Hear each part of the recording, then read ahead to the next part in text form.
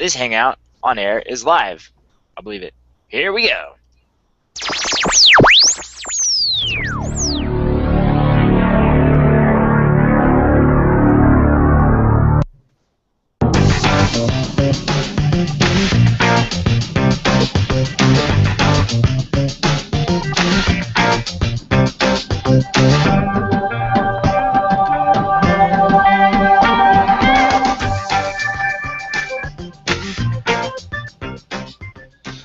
Welcome to episode 153 of the Furlo Bros Tech Podcast.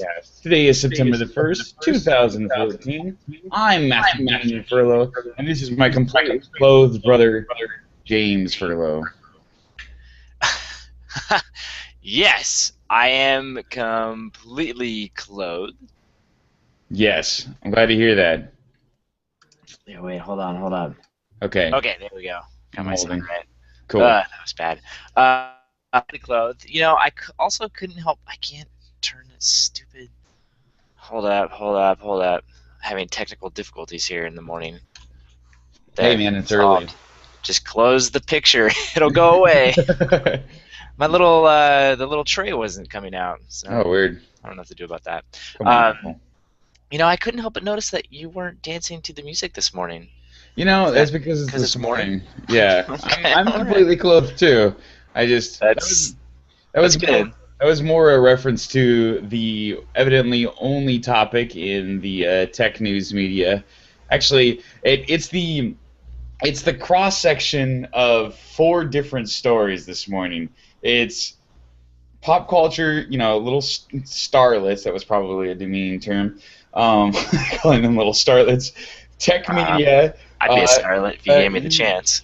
Yeah, well, I guess calling them little starlets is probably the and I'd then be a little starlet. I don't know. Yeah, that's a good point. And then there's the cross section of, like, you know, security and the whole NSA data stuff, that story that's going on, and just the scandalousness of, you know, nude celebrities.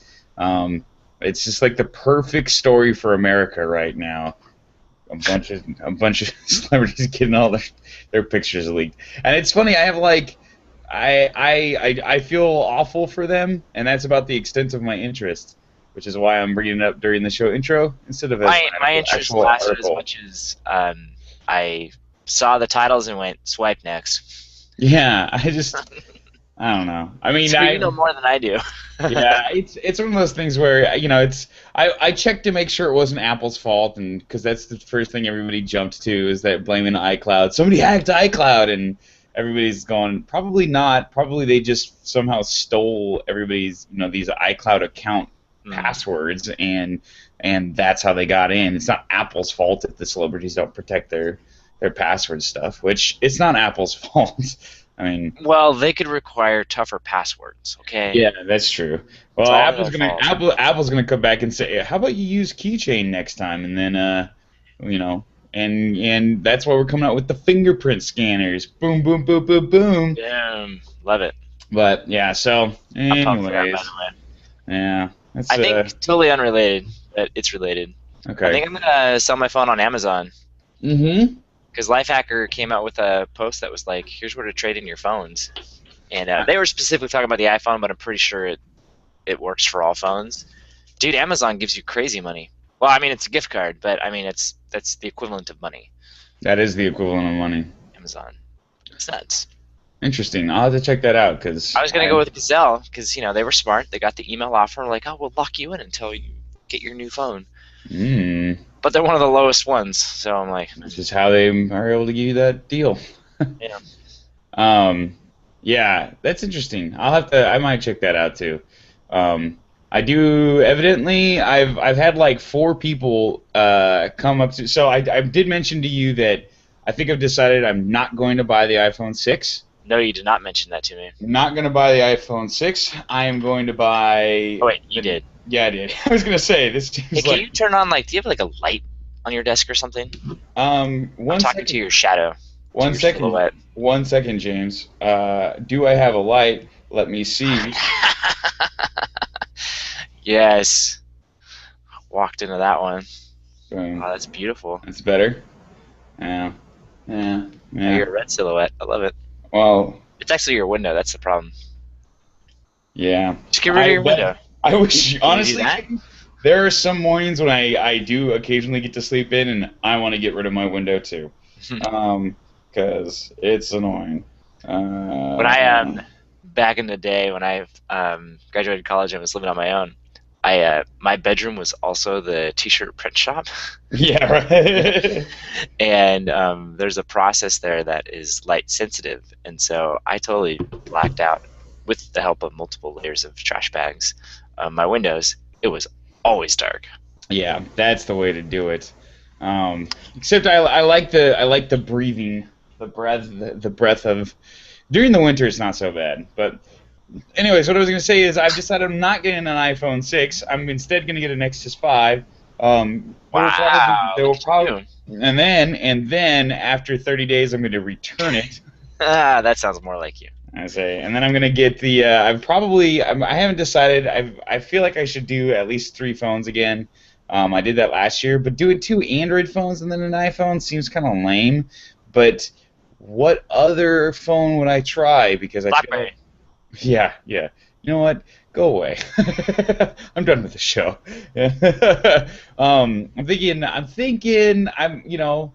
I liked the Windows Phone, and I don't know, I got to think about it a while. They've But then upgraded. They've got new special that's live fine. tiles or something. I'll get the yeah, you're right. And then and I can try the new Nokia feature, so I might do that, and then You should finally. get the one with the 42 megapixel camera. Oh, you know what? Maybe that's what I will do. That's what I will do because I've wanted to try that thing out for a long time. I'll figure out. That's what I'll do.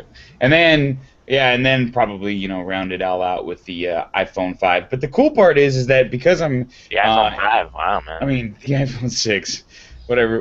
Who knows what it's going to be called? We're trying. Maybe they'll be like Nintendo and just call it the new iPhone 5, even though it's the iPhone 6, which is a story we'll talk about later. And Are we? Did we? Oh, you did highlight it. oh, I did highlight it because it's the end. It's the end of my beloved company, and I can see it coming. I finally have embraced it fully, and we'll get into that. To help them out, are you going out and getting the new? Is that what they're calling it? The new 3DS? We'll talk about it later, Oh, James. okay, sorry. Um. Jumping the gun here. So yeah, no, that's what we call a tease in the teasing business. Oh, But you know what, sorry. James? We're not here to talk about that this week. Actually, we are totally We here are. to talk about this week. It's just Not right it's now, in, though. it's in my notes to say that. So, but this week, like every week, we'll be talking about technology and the continuing corporate opera, and by that we mean the soap opera of corporations' dealings back and forth, the people working for them, their marketing campaigns, and of course the technology they are developing. But before we get into the heart of the show, Jim's got a short disclosure he wants to throw our way. I work for HP, but I do not represent HP or any of HP's opinions. Nice. If you want to follow us throughout the week, look at our social media sites and see what we're doing and what's going on and stuff, you can totally do that. We would love to have you along for the ride. My Instagram is nextwiggin4, NEXTWIGGIN, and the number 4. I mentioned that because my PlayStation Network gamer tag happens to be the same thing, nextwiggin4. And then my Twitter is at Matthew D. Furlo, one word. And yeah, I'm James Furlo, everywhere. everywhere. Everywhere. Nice. Put an at symbol before it, put a .com after it, everywhere. Makes it easy. Just Google James Furlo and you'll find him. That works too. And then Furlo Bros is furlobros.com. That's kind of the cool place for the cool kids to go. If you want to check that out, we got all sorts of clicks and links there. Everything that we talked about this week, all the articles, the YouTube, the podcast, whatevskis, check it out. Go there. It's awesome. It's fun. It's a good time. It's a media bonanza, as some have described it. Nobody's described it that way, except me. You're somebody. You know what? Thank you. Appreciate that. It's early. We gotta support each other. So yeah. I guess we'll just get into it now. Yeah. So did you watch the Emmys on Monday? There were the Emmys on Monday. Yes. Um, Actually, I think I did. I watched a highlight reel or mm. whatever of like, here's 15 minutes of the best that parts. that's actually what I meant when I ask people if they watched a TV show nowadays. What I meant is, did you watch the YouTube highlights? Um, Yeah, I did so that. then, yes, Thoroughly which is enjoyed it too. a special irony of the fact that I just described it that way, seeing how it's a show about giving awards for TV shows, and they had some funny highlights and Which stuff. no internet TV shows won anything. Right. See, and that was what we were gonna Oh, get at. sorry. No, that's all right. No, it's hey man, you're all about Jumping the jumping the gun this gun morning. this morning, but that's okay. You were only one sentence ahead of me this time Oh, instead of okay, the good. entire show ahead of me. So yeah, so basically the big highlight coming out of this was the big joke at the beginning that Seth Meyers, the host of the Emmys, made was how it's a network made award show, and there were like no network TV shows that were there, and everybody else is going to win because Netflix had a bunch of nominations, and HBO had a bunch of nominations, and Showtime, and everybody, and a bunch of shows that nobody watches because they cost real money, and and whereas the networks they did not have very many awards, but what's really fascinating about it and interesting, and it's funny, the title of this Quartz article is Emmy voters just did what the networks couldn't: stop Netflix. Which is, there's this fear on the network side of their media, their bread and butter going away, and but at the same time they can't ignore what they're doing completely, or they get totally lambasted if they do ignore it.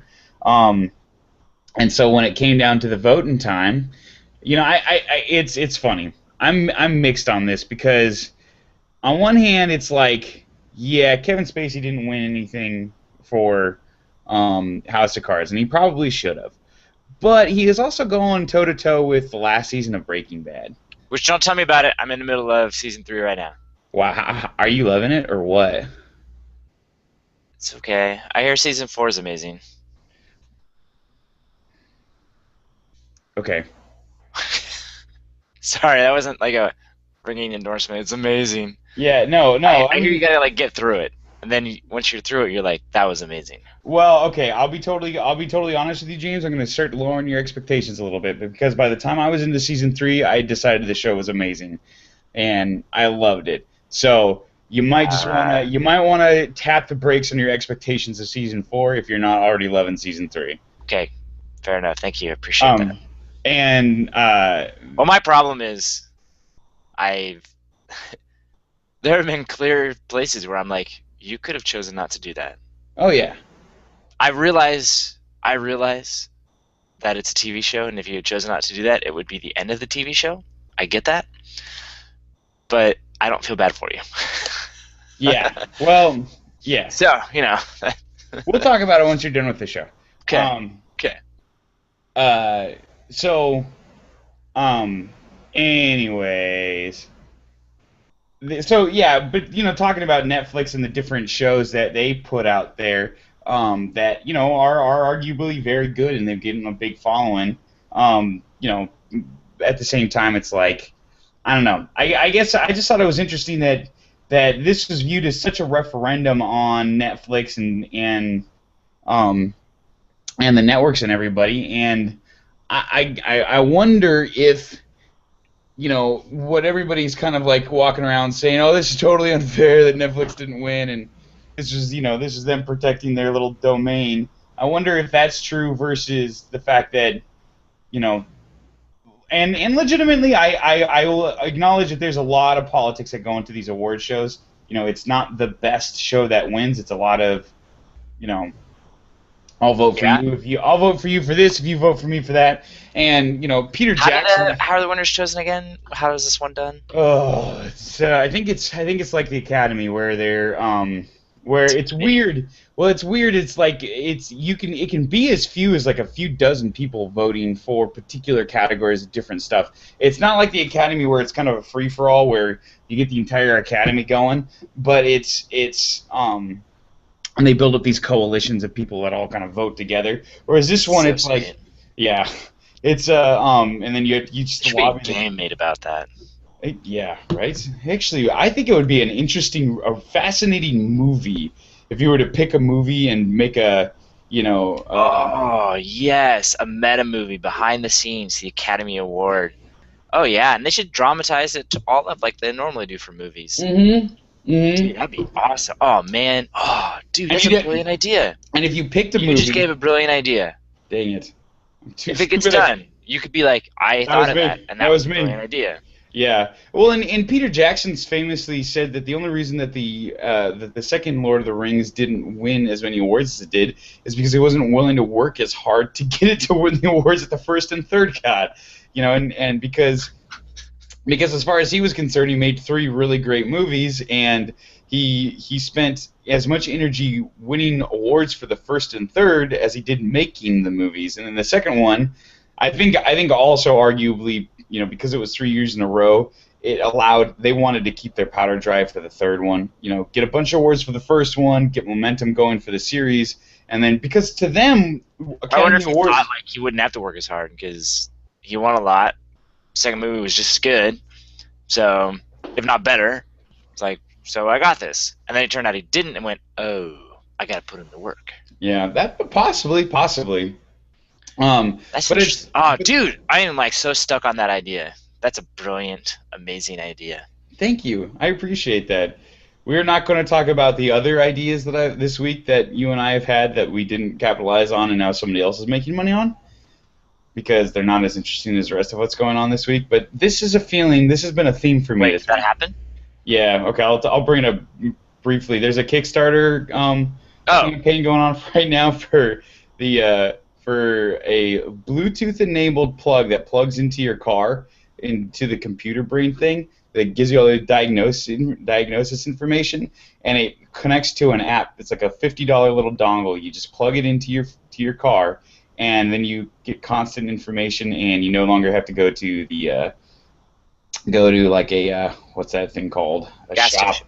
shop to get them to read all the codes for you. I thought we talked about that before. We have. It's just that this is the first time somebody else is finally doing it for reals, which is a bummer.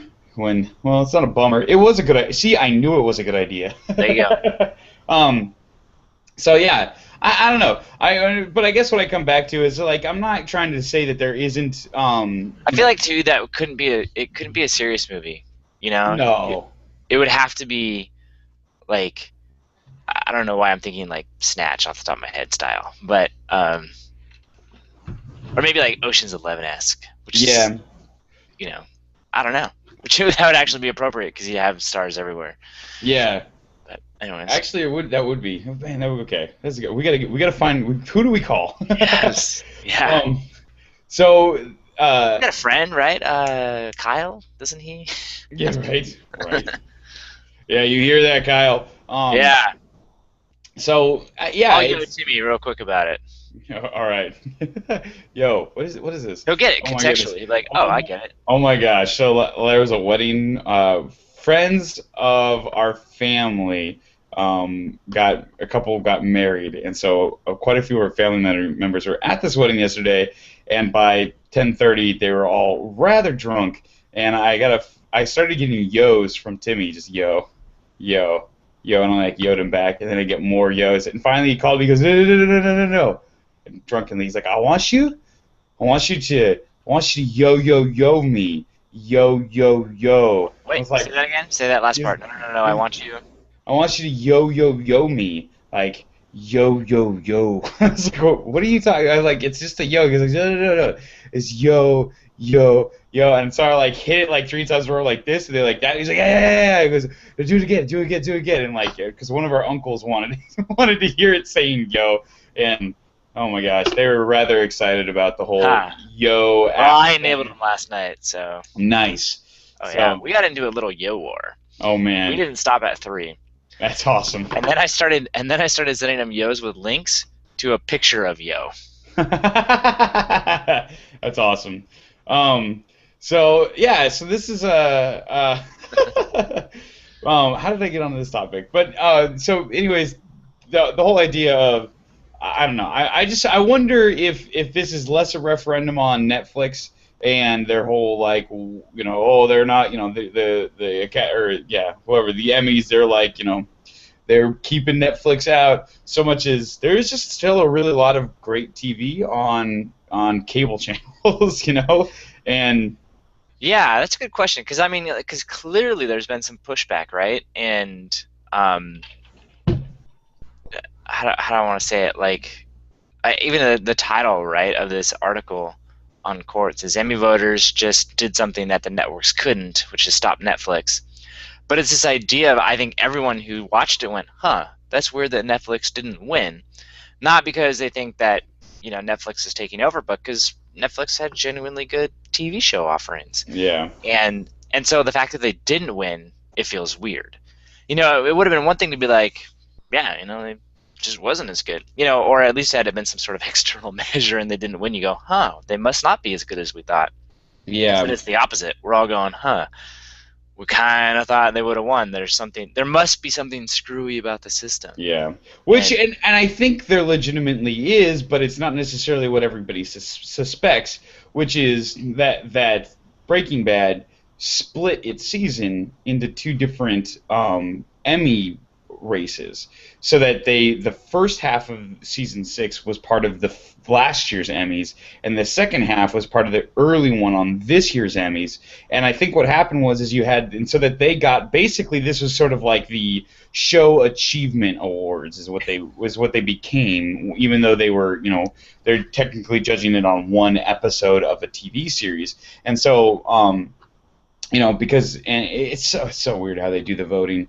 But it became it's like why did I personally don't think that what's his name the dude from Breaking Bad his best acting was in the last season. I thought it was some very good acting, but I'm not sure that he that whereas but I think the reason they gave it to him is because it was the last season of Breaking Bad, and his overall acting for the entire show was pretty stellar. So you give it to him for the whole thing, yeah, and whereas it's like House of Cards, and it's funny, House of Cards, like I realize is a good show and everything, but a lot of the critics early on they really heavily criticized writing and overall acting and everything. And it's a compelling story. It's not necessarily worthy of, beating these. I don't know. It's interesting. I do wonder if it wasn't one of those things where it was just, when you really get into what critics believe, if it had less to do with where the show is coming from and more to do with the fact that, yeah, these are great shows, but actually the best shows won. And it's just sort of how they broke up their seasons and everything. And if nothing else, the fact that True Detectives won as little as it did should be, telling to the fact that, there was something weird going on. But I don't know, or weird insofar that it's like, that Breaking Bad was just sort of. It was on a mission to win everything, and it just pushed everything else out of the limelight. If Breaking Bad hadn't been part of the mix, I think Netflix would have done much better, and True Detectives would have done much better too. I guess is my point. But and I'm gonna go, yeah, duh. Yeah, right. You're at number one, everyone moves up. That's how that works. Yeah. If you didn't lose, you'd win. That's it. And you would have had a better outcome. Yeah. And if my uncle didn't have. That's called the pigeonhole principle for those of you math nerds out there. Yes. So, anywho, yeah, that's enough about the Emmys. Okay, cool. Sorry, my real estate agent is pinging me. Trying to meet up with him. Stop distracting me. I'm in the middle of a podcast. All right, so I want to talk about Twitter. Okay, let's talk Twitter. Which in some way is related. But I'm all at Twitter about Twitter today. Aha. Yes, because they've released a really nifty analytics dashboard. So for those of you who want to play along, head on over to analytics.twitter.com. And when it tells you you have to Analytics. disable ad blocker, Done. do that. Which I'm Yep. like, and do it just for that page. Don't do it for the whole domain. Come All on, let's be smart right. about this, boys. And girls. I'm sure there's at least one, maybe. It doesn't tell me that I have to do it. Your tweets are wow. So it's kind of like Google Analytics, but for tweets, so you can gauge the performance of how your tweets are doing. Not good. So, all right, let's talk about this. So, over the last 28 days, how many impressions have you had? A lot, tons. Now, come on, give me a number. Like tons, as in like 2,000? Yeah, I literally have zero. Really? Yeah. Maybe it's because I have ad block running. Does that actually change it? But does it have a chart and tweets underneath it? No. Well, it's got tweets underneath it, but no chart. The Well, chart I with the bars? well, see, I don't think I have any bars because I got zero impressions. This is actually kind of embarrassing to do right now. I'm hoping this is broken because All right. So I'm at 1.2. I'm at, what is it? It's 1,200. show me your. You've got a lot more followers than me though, don't you? That's true, probably. I Here. go out of my way to not have any followers because I'm a loser, baby. Okay. Now you're gonna. Oh, I got my panel back. Cool. All right, here we go. I got 40. Start the screen share. Yeah, see, I have that bar, James, but it's it's embarrassing.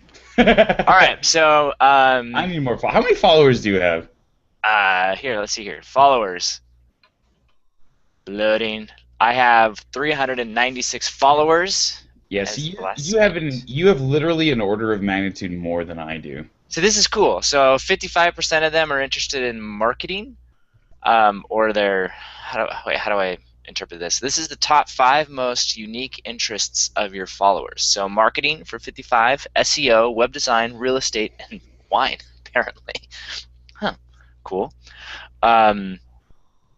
Tech news is an interest for 160 of my followers.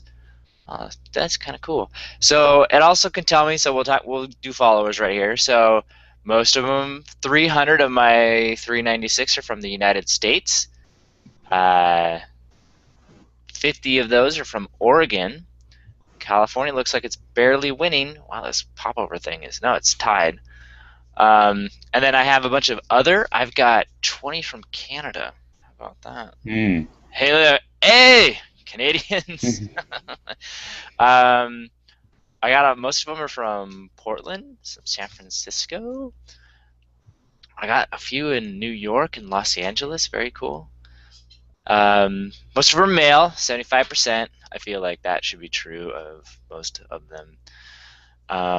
Let's see here. My followers also follow Guy Kiyosaki's number 3. I know him.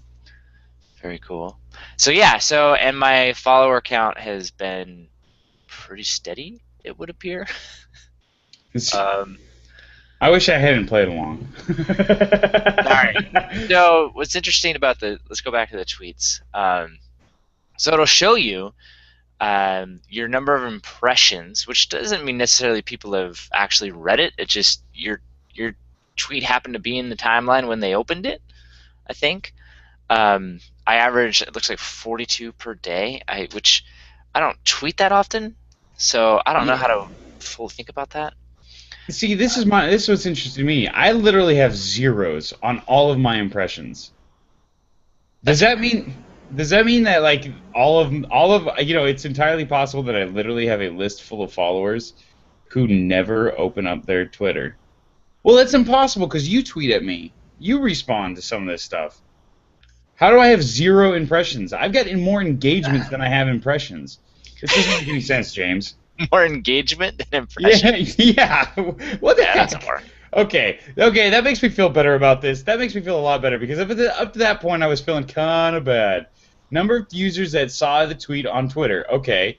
Total number of times a user has interacted with the tweet. This includes all the clicks. Yeah, I literally have 0 impressions and a handful of engagements because people. This is what I'm talking about. That's weird. This is really weird. That's super weird. What are you doing, Twitter? I don't know. Yeah, man. No, what's interesting, what's cool about it is not only does it give you that chart, but then it'll actually show your most recent tweets, which you'll notice I like to tweet out pictures. Which really, what it is, I used if this and that, where when I do Instagram, I have it automatically send it to Twitter, but as an embedded picture, not just a link to Instagram, because it's annoying, and I figured out how to get around that. So you can see your impressions, and then the engagement, and it's kind of cool, I guess. Especially if it works. So it's interesting, and I don't know for the engagement. So it's like here I've got a tweet. Finally got a single point in swing copter. I guess that means I can stop playing now, which was like incredibly difficult. Have you tried it even? Yeah. I got up to 2. Getting the first point wasn't too bad. Getting the second point is giving me a bit of a hassle. I'll be honest. So apparently the creator, he's got like 8 points. That's his best score. And they're like, once you play it, you'll know that that's really good. Yeah, that actually. Yeah. So is this the same creator as the last one? Is the Flappy same Birds? dude? Yeah, right. Yeah. So you'll notice no picture, no engagement. Picture, engagement. Podcast didn't get any losers. But then pictures.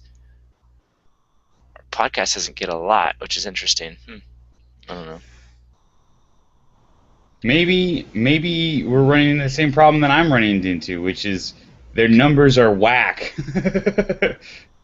Yeah, I don't. Somehow the tweets and replies, maybe that just combines them. And since I never reply, or people don't really reply to me, I got 3 favorites in the last 28 days. I guess a couple replies. So, anyways, if you're into Twitter, you can check that out. Well, I was into Twitter until I checked that out. Stupid. I feel bad right now, James. Sorry, I didn't expect that, to be honest. Yeah, well, neither did I. But how many followers do you have? You gotta start working on this. I know, I got like 50 followers. So I'm legitimately gonna have fewer than you. But the fact that I've got 0 impressions and like. I was about to say twice as many engagements, which would still be 0. But the fact that I have 0 impressions and, quite a few engagements, because at least you engage me on a semi-regular basis, tells me that something's whack, man. I don't know what it is, but I don't like their numbers. I don't feel good about this. So they just released it. Maybe there's still some bugs. Who knows? That's what I'm going with. But kind of fun. It's analytics.twitter.com.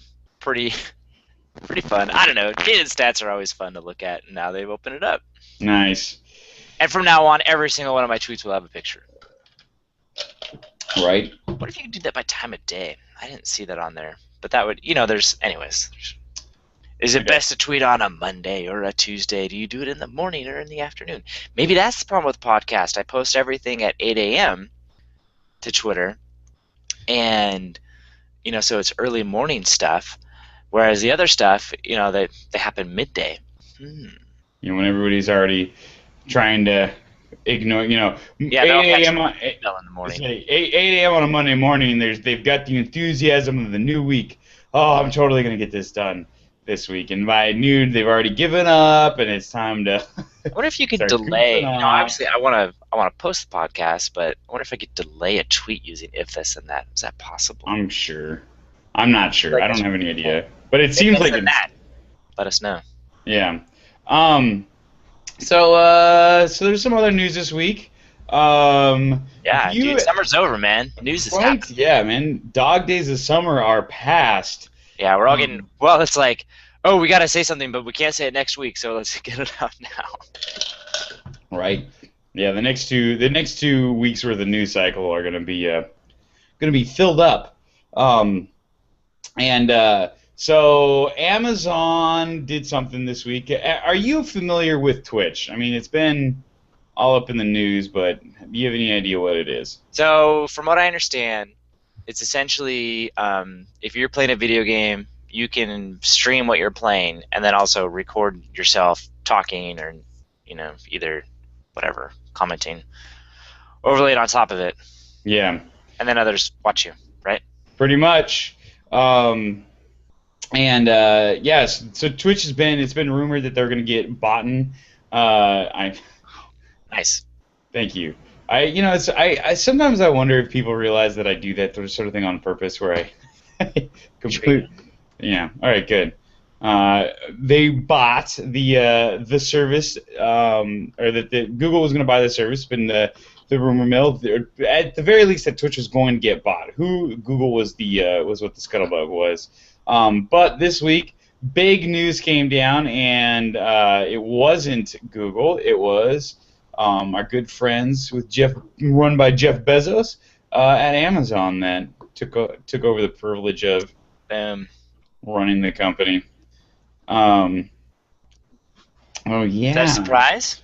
It was a surprise. It was a huge surprise to a lot of people because the thought was that it makes sense for Google to buy them because they got a lot of money and they own Google, and so they have the servers ability to handle the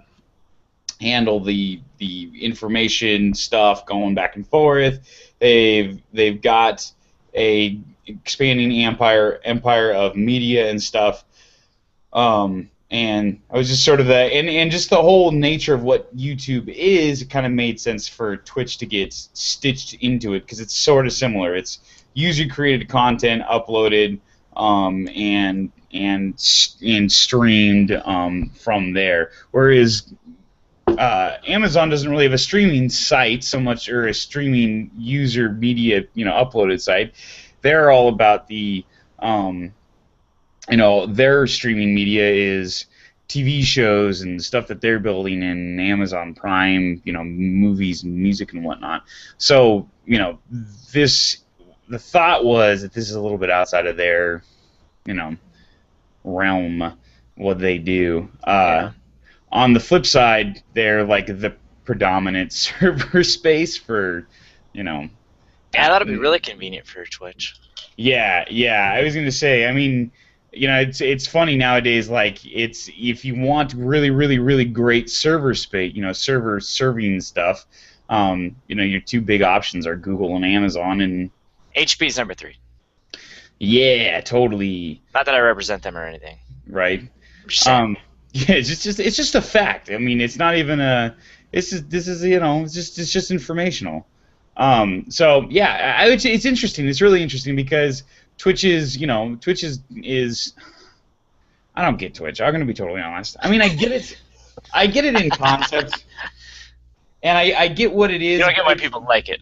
Yeah, I get. Well, and it's funny because it's like I get why. I think I understand in a theoretical sense why people get it, why people like it. People who watch Twitch are sort of like the people who watch pro golf or pro, I guess technically any type of pro sport, where you're like football, and you sit down and you watch other people play a game. And these people do it very well, and so they're, and so that's the excitement about it, and you get to watch a very skilled player do something, not. Yeah, yeah, right. And I just what's interesting to me is that compulsion, because to me it's like I like going to football stadiums because I like sitting with people who are fellow fans. I have never in my life sat down and watched a pro sports game on my own. Just sat down and watched this pro sports game. Like, wait, what'd you do for the World Cup? I watched it with people. Oh, okay. It's one thing to sit around with other people and have fans going at it, but it's like, but even then, I'd still rather be playing the sport, and I'm not sure what that sort of person that makes me, because I realize I'm the minority in it. But it's just, I don't know. Well, you literally own these video games. Why don't you just play the game? Maybe you're trying to decide if you want to buy it or not, and it's a way of previewing it. Yeah, I understand that as an argument, and I think that's part of the value proposition of Twitch. But the amount of video that they're streaming would suggest that that's not what it's being used as. Oh It's yeah, being that's true. used as entertainment. It's people watch Twitch to relax and chill out, and I don't want to play this video game. I want to watch somebody else play this video game.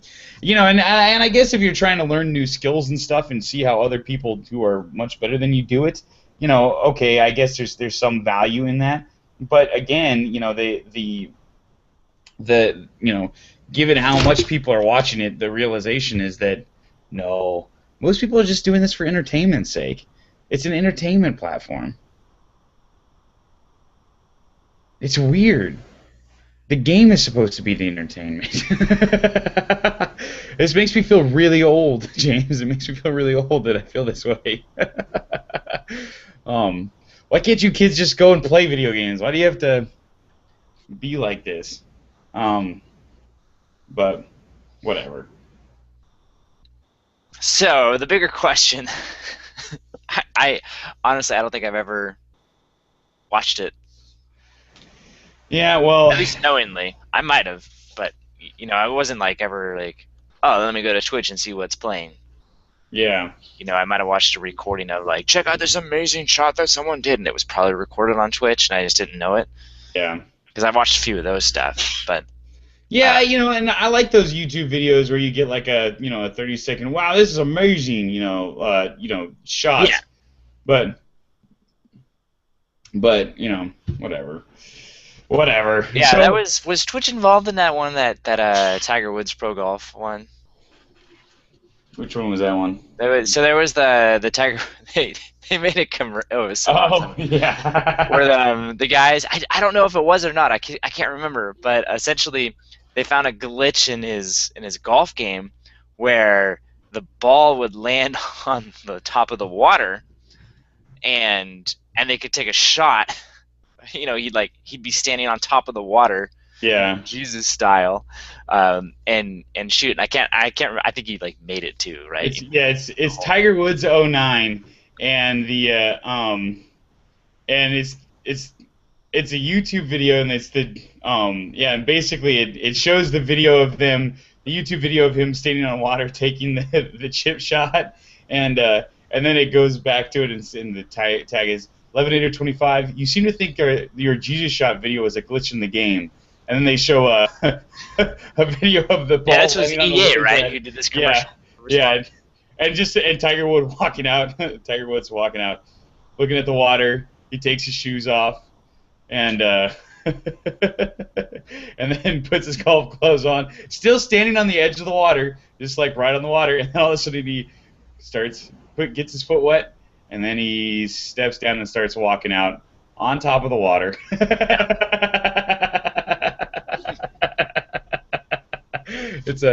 It's a classic video. Yeah, yeah. Oh, just yeah, it was awesome. So I didn't know if that was done using Twitch or not. That seems like that would be how it would be recorded, and then you'd clip it down. But yeah, I don't know. Yeah. Which is why everyone thought that Google would buy them, because that's a perfect marriage of YouTube and Twitch right there. But was also why all the gamers were like, no, don't do it, because you'll ruin it. Yeah. And it sounds like Amazon won't for now. For now.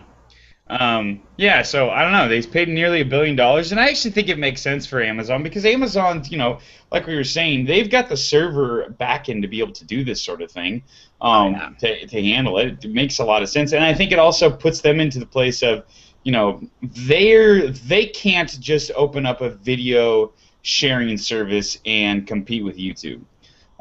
They almost, if they want to get into that space, they almost have to do it this way, which is buy a competing service designed for a specific niche and slowly evolve it into something that competes with Google. Basically do what Snapchat is doing against Facebook as opposed to what Google did against Facebook. Where you take a small niche and then you slowly evolve it into something that's bigger and more powerful. I still think that Snapchat's going to fail, but that's because of the nature of the company. and not because of their strategy. And I think this will be, as far as having user created content on their servers, this is the right direction for Amazon to go. Yeah, no, it's interesting. It'll be interesting in the sense that like we actually probably won't hear anything about it for like 5 years. Yeah. It'll just keep growing, kicking butt, taking names, that kind of thing. Just be one of those quiet successes. Yeah. Yeah, which is, that's nothing wrong with that. Yeah. Yeah. I don't know. It's interesting. It was an interesting. I think it makes a lot of sense for Amazon, and makes more sense than them releasing a Fire phone. That's for sure. Yeah. Which did you read the reports that everyone's pretty sure they've only sold like 35,000 of them? Yeah. I wanted to talk about it this week, but there was just so much other stuff going on that it didn't even. There we go. Mentioned. Yeah. Done. So, Google wasn't sitting around doing nothing. Were they? Watching others snap up valuable properties. They've been busy making their own. Potentially crazy wild program. And if you figured that out yet, we're talking about Google X. Turns out they have their own secret drone delivery program too. Secret drone programs, it needs to be like, we're going to look back at this period of time and think it was just crazy. I'm telling you. Tell me about their secret drone delivery. So, are they delivering bombs too, like the United States? Dude, they very much well could. But they don't want to call them drones. They want to call them, it's their, where in the world is this? Why am I not? See, this is, okay, I don't know why I thought Wired wrote this, but apparently it was The Atlantic, and it's they're calling them flying robots, I believe. They're not flying. They're falling with style. Yeah. They're not toys. But why can I not? Anyways, they're this is long form, very long form. Come on, Atlantic, get your act together. 6-page article. And so, yeah, and so they don't just give you the information right up front. It's called Google Wing. That's what it is. It's part of Google X, and let's see, I gotta write this down before I forget. So, essentially, this guy, the idea is it's this little thing. By little, it looks like it's like a meter or two wide, which really isn't that small. What's a meter? Can we talk about feet? It's a yard. It's a yard. It looks bigger than a yard, so I went with a meter. Okay. Fair enough. To be honest, I'm looking at a picture of it across the sky. Yeah. So, okay, here's one where I've got a picture of it on land. It looks like an RC airplane. Yes. About that size. So it's a cross between a helicopter and an airplane. And it reminds me honestly of how you could tell I've been watching like way too much of the Star Wars Clone Wars stuff, but Boba Fett's airplane, you know how the body actually like rotates for landing and takeoff? This works that same way. And so, because normally it's like, I think the U.S. has a fighter jet where it's the wings that rotate. Yeah, right? What's it called? It's a Boeing plane, I think. Yeah, maybe. They're super cool looking. They got giant props, and they take off, and they crash more regularly than any plane in our arsenal, and semi-regularly kill a lot of people. So they don't get a lot of use.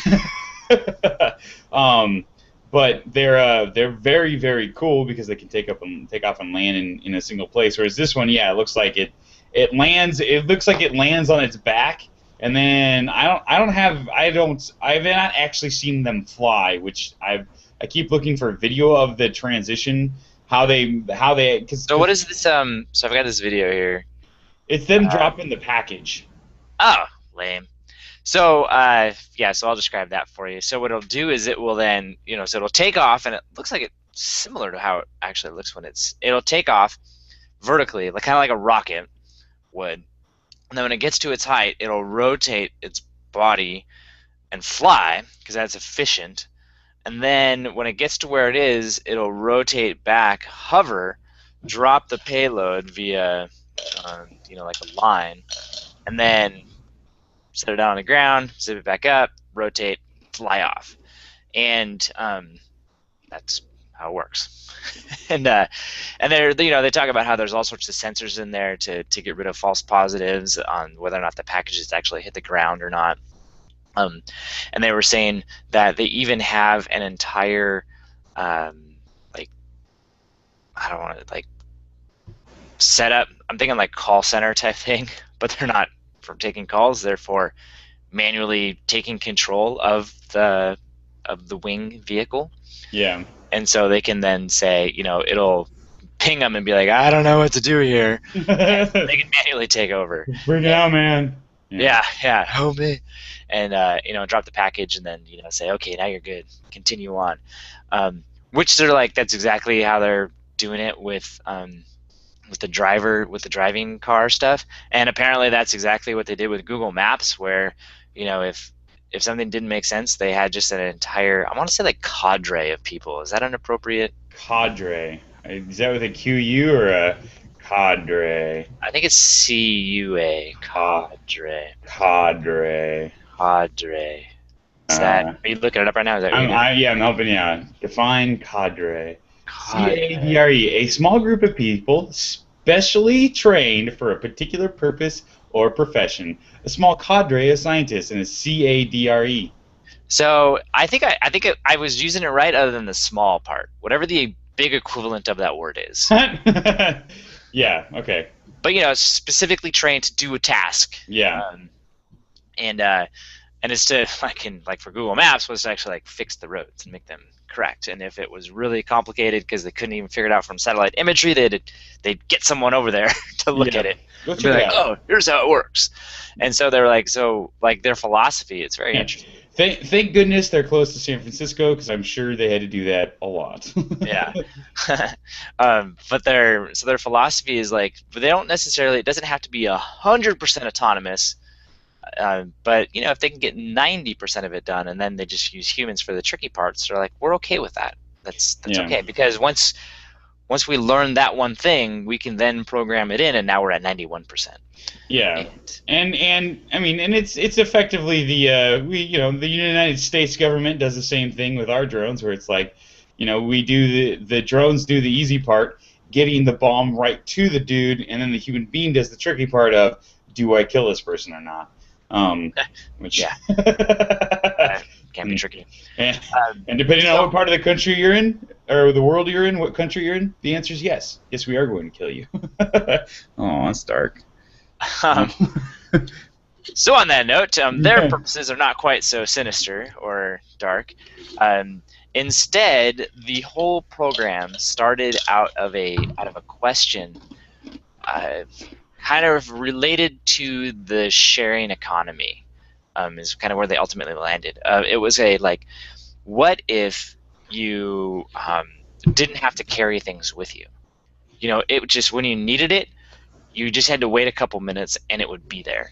It's like when Harry Potter would go, "Accio broom," and he'd avoid the dragon for a little bit. Man, I'm doing good with references. And then it would, it'd come to him. I mean, that's literally like, they're thinking like Harry Potter like that, except you use your smartphone instead of a wand. And so the idea being, you don't have to carry your school books with you, or good, because I didn't while I was in college either anyway, so yeah. Or I'm trying to think, what else you would be carrying with you when you're like, oh, I don't need this right now, but I might need it later. A water bottle, perfect, right? Things like that, where you could just be out on the town, doing your fun thing, and then be like, man, I'm really thirsty, I could use a drink right now. You little tap on your phone. A couple minutes later, drone comes flying by, drops off the water bottle, and you take a swig. Somehow it I don't know what you do now, but it's kind of like a basket or something. Um, I don't know, but then it's then you're off, and so which I'm sure they're working on right now. They've got one way, and they'll figure out the other way eventually. Um, but but yeah, it was this idea of like, what would the world look like if we could share stuff, like maybe tools, and maybe you've got job sites where there's these drone things or driverless flying vehicles, robots are flying back and forth, and so all of the construction sites, you reduce the number of tools required by like a quarter, and Yeah. therefore reducing construction costs and things like that. Yeah. And because it takes just a couple minutes to fly things across the city, like you could do that. And so that was the what if game. They said that they've which I'm like, that's a cool premise, and their whole thing was like you know when delivery, and that they were thinking about delivery stuff. Um, when you first had to do it by hand, or by walking over, they're like, it took forever. And then Pony Express came out, and that changed everything. And then then the rail The system, what? which then eventually it was like, and so like they were like Pony Express all of a sudden got it to what, a week, maybe a couple weeks to Yeah. go across the nation. And then UPS, no, not UPS, sorry, the United States Postal Service was like, all right, a couple days, we can get it to you. And then it was UPS or FedEx or whoever came first. I think it was FedEx. I was like, we'll get it to you overnight.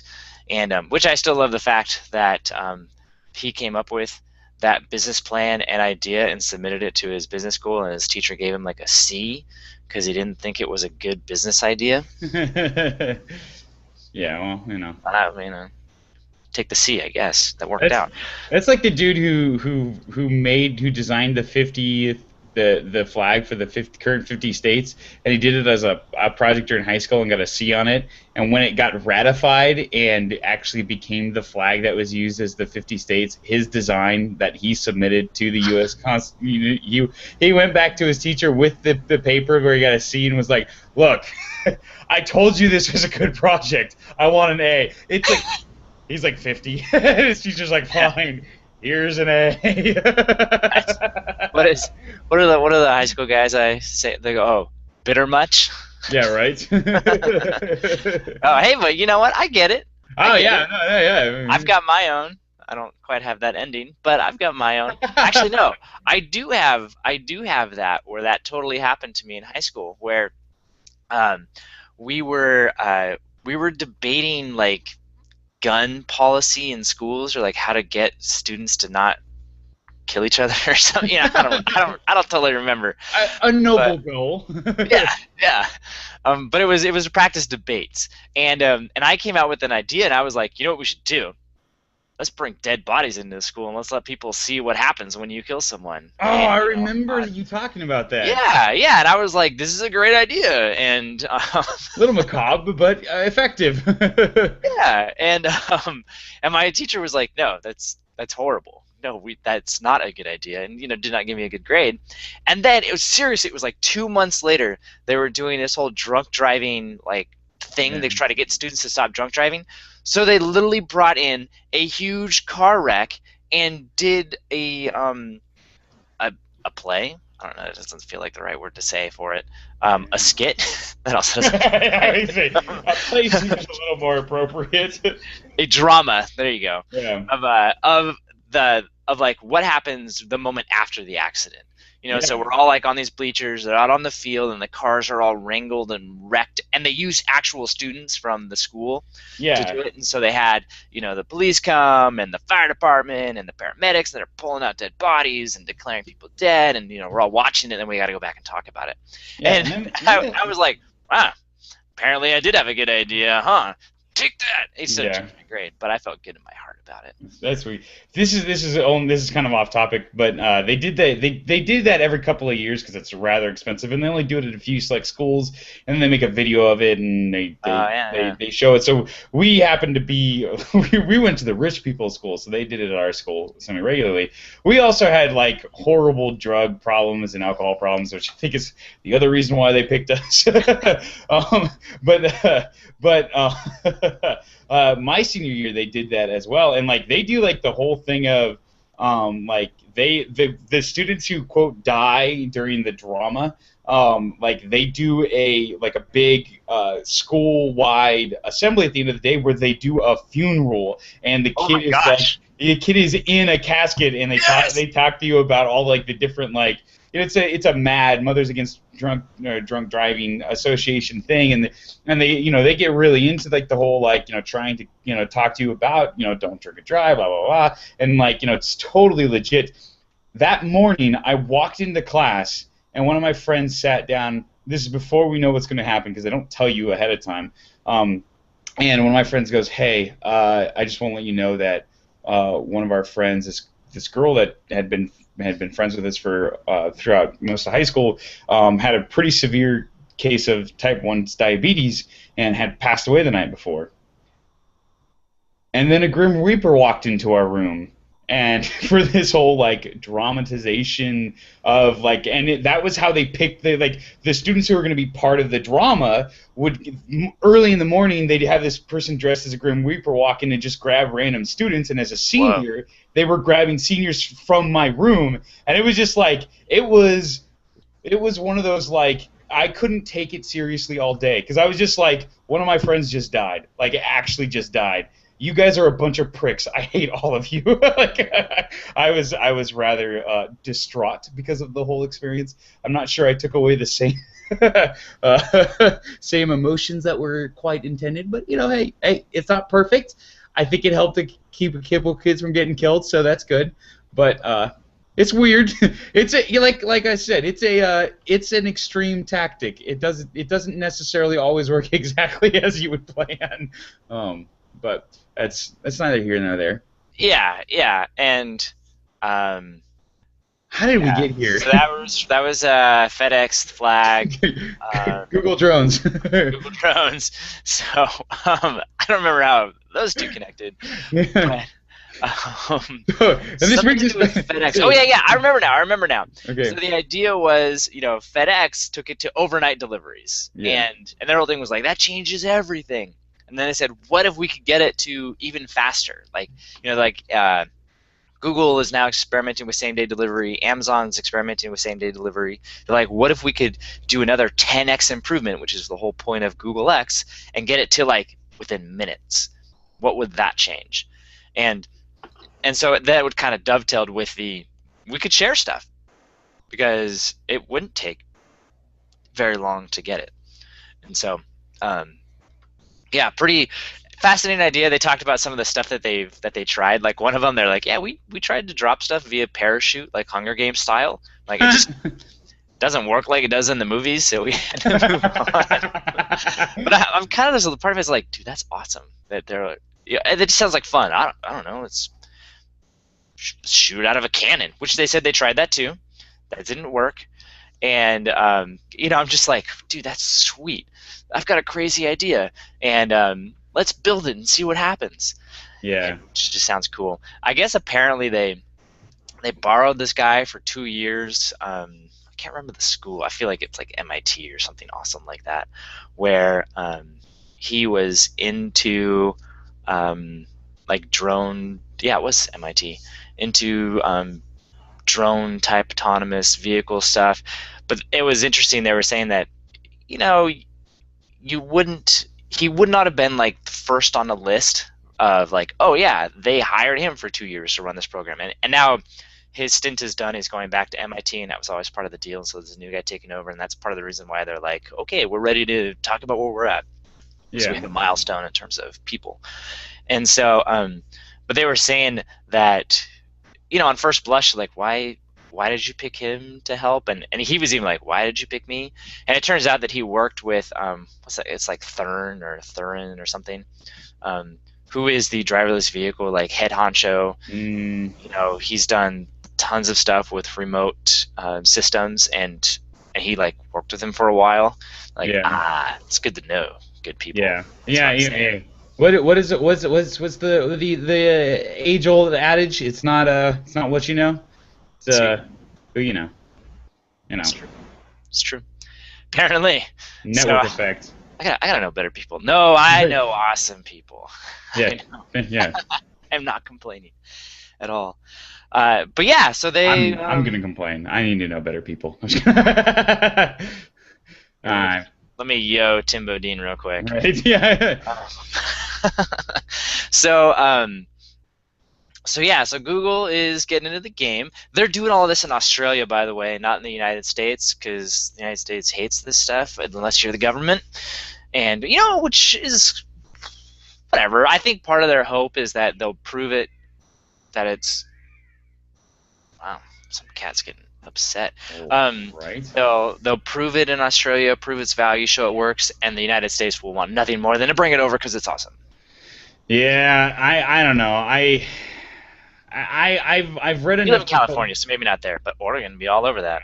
Well, I've read enough reports about how to easily regulate and safely regulate drone armies flying over the entire cities all the time, and using a combination of of um, public and private methods to regulate it in a way that would be effective. That there are effective ways to do it and safe ways to do it.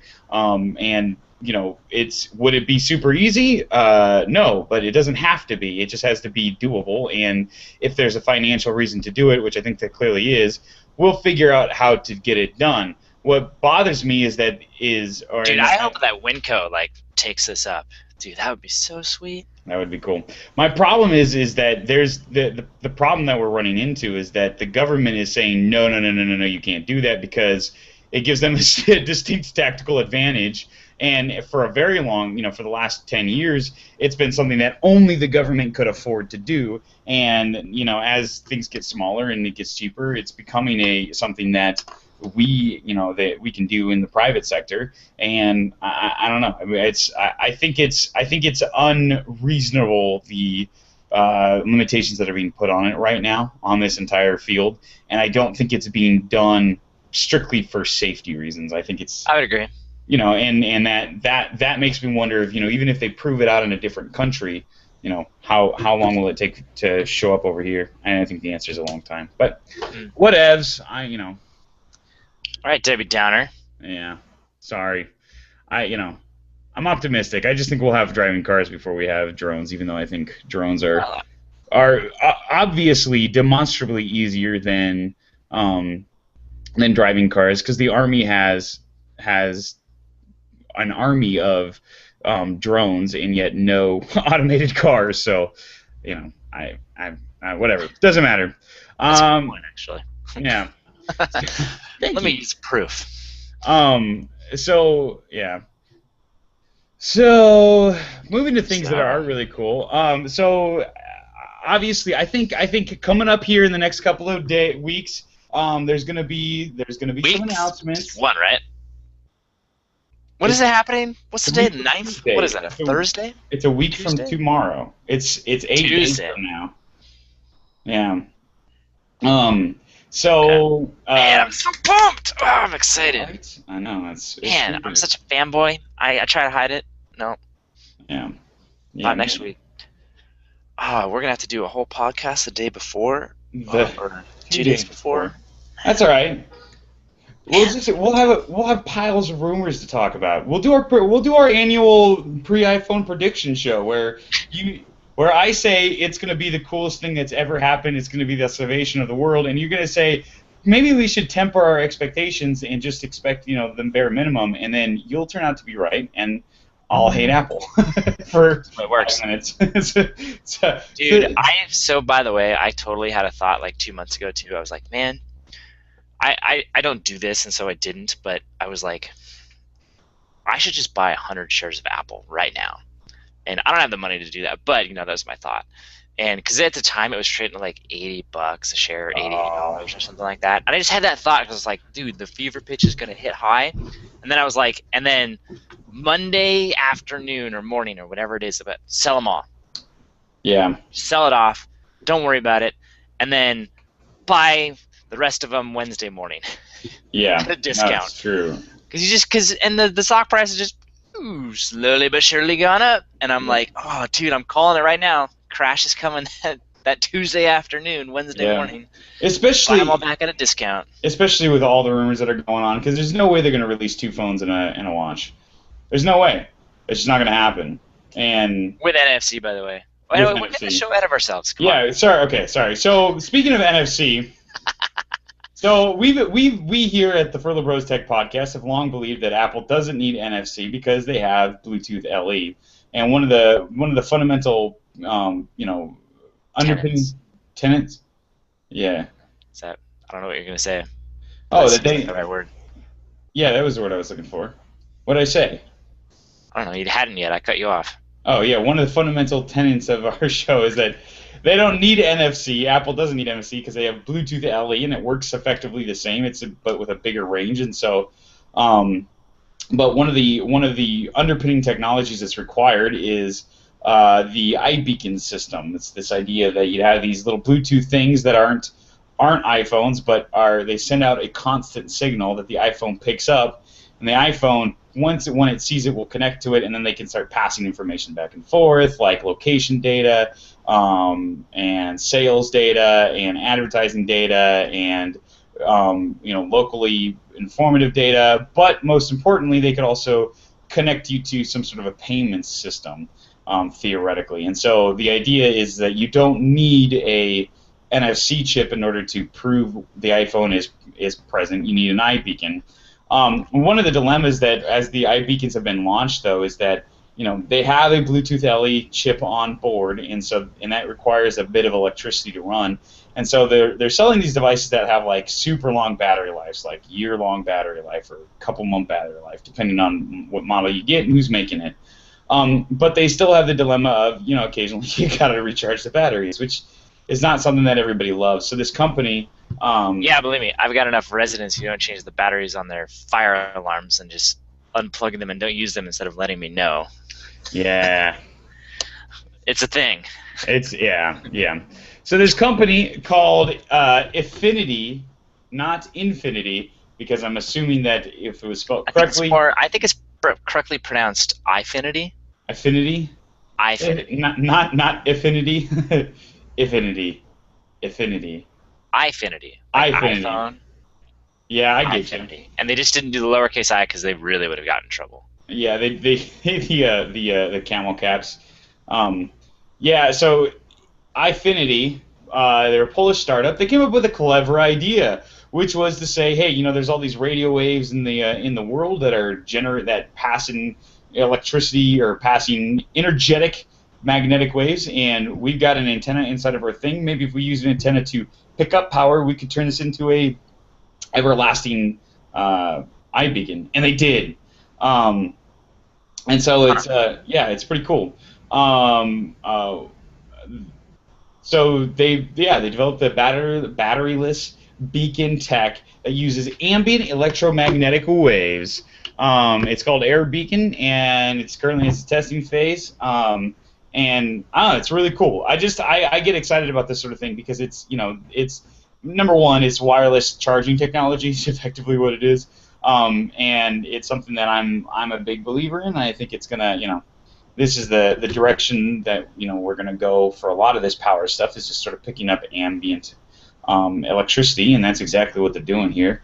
But it gives you this, it's basically gonna lead to these like embedded, sensors everywhere that just sort of get put in and are there as part of your infrastructure, and then you can do with them what you need at that point. I don't know. I get really excited about this sort of stuff, and I think obviously the whole rumor mongering about NFC is important, but I'm a big believer that the iBeacon protocol is a way more important technology for the future of Apple and for the future of most mobile devices. Yeah, that's cool. I keep trying to think of like how I could use it personally. Yeah, me too. Me too. I don't have an answer, I don't either. I thought at but I one want point. an answer. Yeah, right. I thought at one point, maybe I could have it be like, locally connected to my home or my room or something, so that I Yeah. get like a notification when I walk in my room, and Well, I, unlock the door, turn on the lights, start the heater. yeah, that would be cool. But you know, You leave, it does the I same gotta thing, say, but I gotta say, opposite. but yeah, but but the thing is, you get the Wi-Fi in your house that that acts basically the same way as soon as you pick up the Wi-Fi or the geolocation stuff, and it's like I never turn on my lights or turn on or off my lights anymore except when I go to bed. Um, and it's funny. It's funny. I'll be totally honest with you, James. It's actually gotten annoying to turn my lights off. I'm laying in bed and can turn my lights off, and yet it still drives me crazy because I never have to turn my lights on or off anymore because they turn on when I wake up. They turn on to wake me up. They turn off automatically when I leave. They turn on automatically when I come back. And so, so now the fact that there is this like unclear time of when I go to bed, and it's making me think, man, there's got to be a way for it for me to automatically, without any effort, have my phone realize I'm going to bed. And I really can't wait for the Siri. Let's close down the house and have it automatically turn down because I feel like that's not too bad. But having to go and find the app to turn it off drives me crazy. It's on my main page. I mean, it's right there, but it's like the one time that I have to go in and manually turn off the lights. It's terrible. How could you do that? I feel like that's an if this then that situation. Yeah, it still requires me to actively let some computer know that I'm going to bed. I That's the feel problem. like you being a mechanical engineer could have the ability with using an Arduino or something or other to create a pressure sensor. Oh yeah, no. I could do Just a it, but clapper. I'd still have to press a button. The thing is Oh, like, the clapper. yeah, well, I could do a clapper. That technically wouldn't require me to press a button. I mean, I think effectively it's still me pressing a button, and why I would be so much more willing to clap loudly as opposed to open up my phone and hit an app. It takes 3 taps, but I can see where you're going. um, yeah, I don't know. I Or think better yet, just create a microphone that connects to Siri and other stuff, and that way you just, do Star Trek style, just shout out commands. yeah, Siri, turn off my lights. please. Yeah, I don't know. Yeah, no, I beacons are cool, man. I want to use them for something. I don't know what. That might be an issue, but it sounds like enough people are working on it that will stop being an issue eventually. Yeah, yeah. Definitely. Well, and I think you'll just yeah. There's something there, and it'll be interesting to see. I think eventually we'll get to the point where, like you said, somebody will figure out how to use it on not just big really retailers using it, but you'll figure out some good reason to use it in your home, and all of a sudden things will start really taking off. Yeah, But it's cool. Um, yeah. What was I going to talk about next? I don't remember. the CGI one, I don't know what that is. Oh yeah, okay. So you've obviously not heard of Zinc. It's a CGI rendering tool for the cloud, is how they describe it.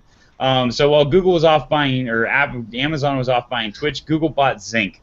And so the deal with Zinc is, so movies today are there's a lot of CGI, computer generated imagery, right? I don't know what you're talking about. Right? It's all real. Superman actually flies. Yeah.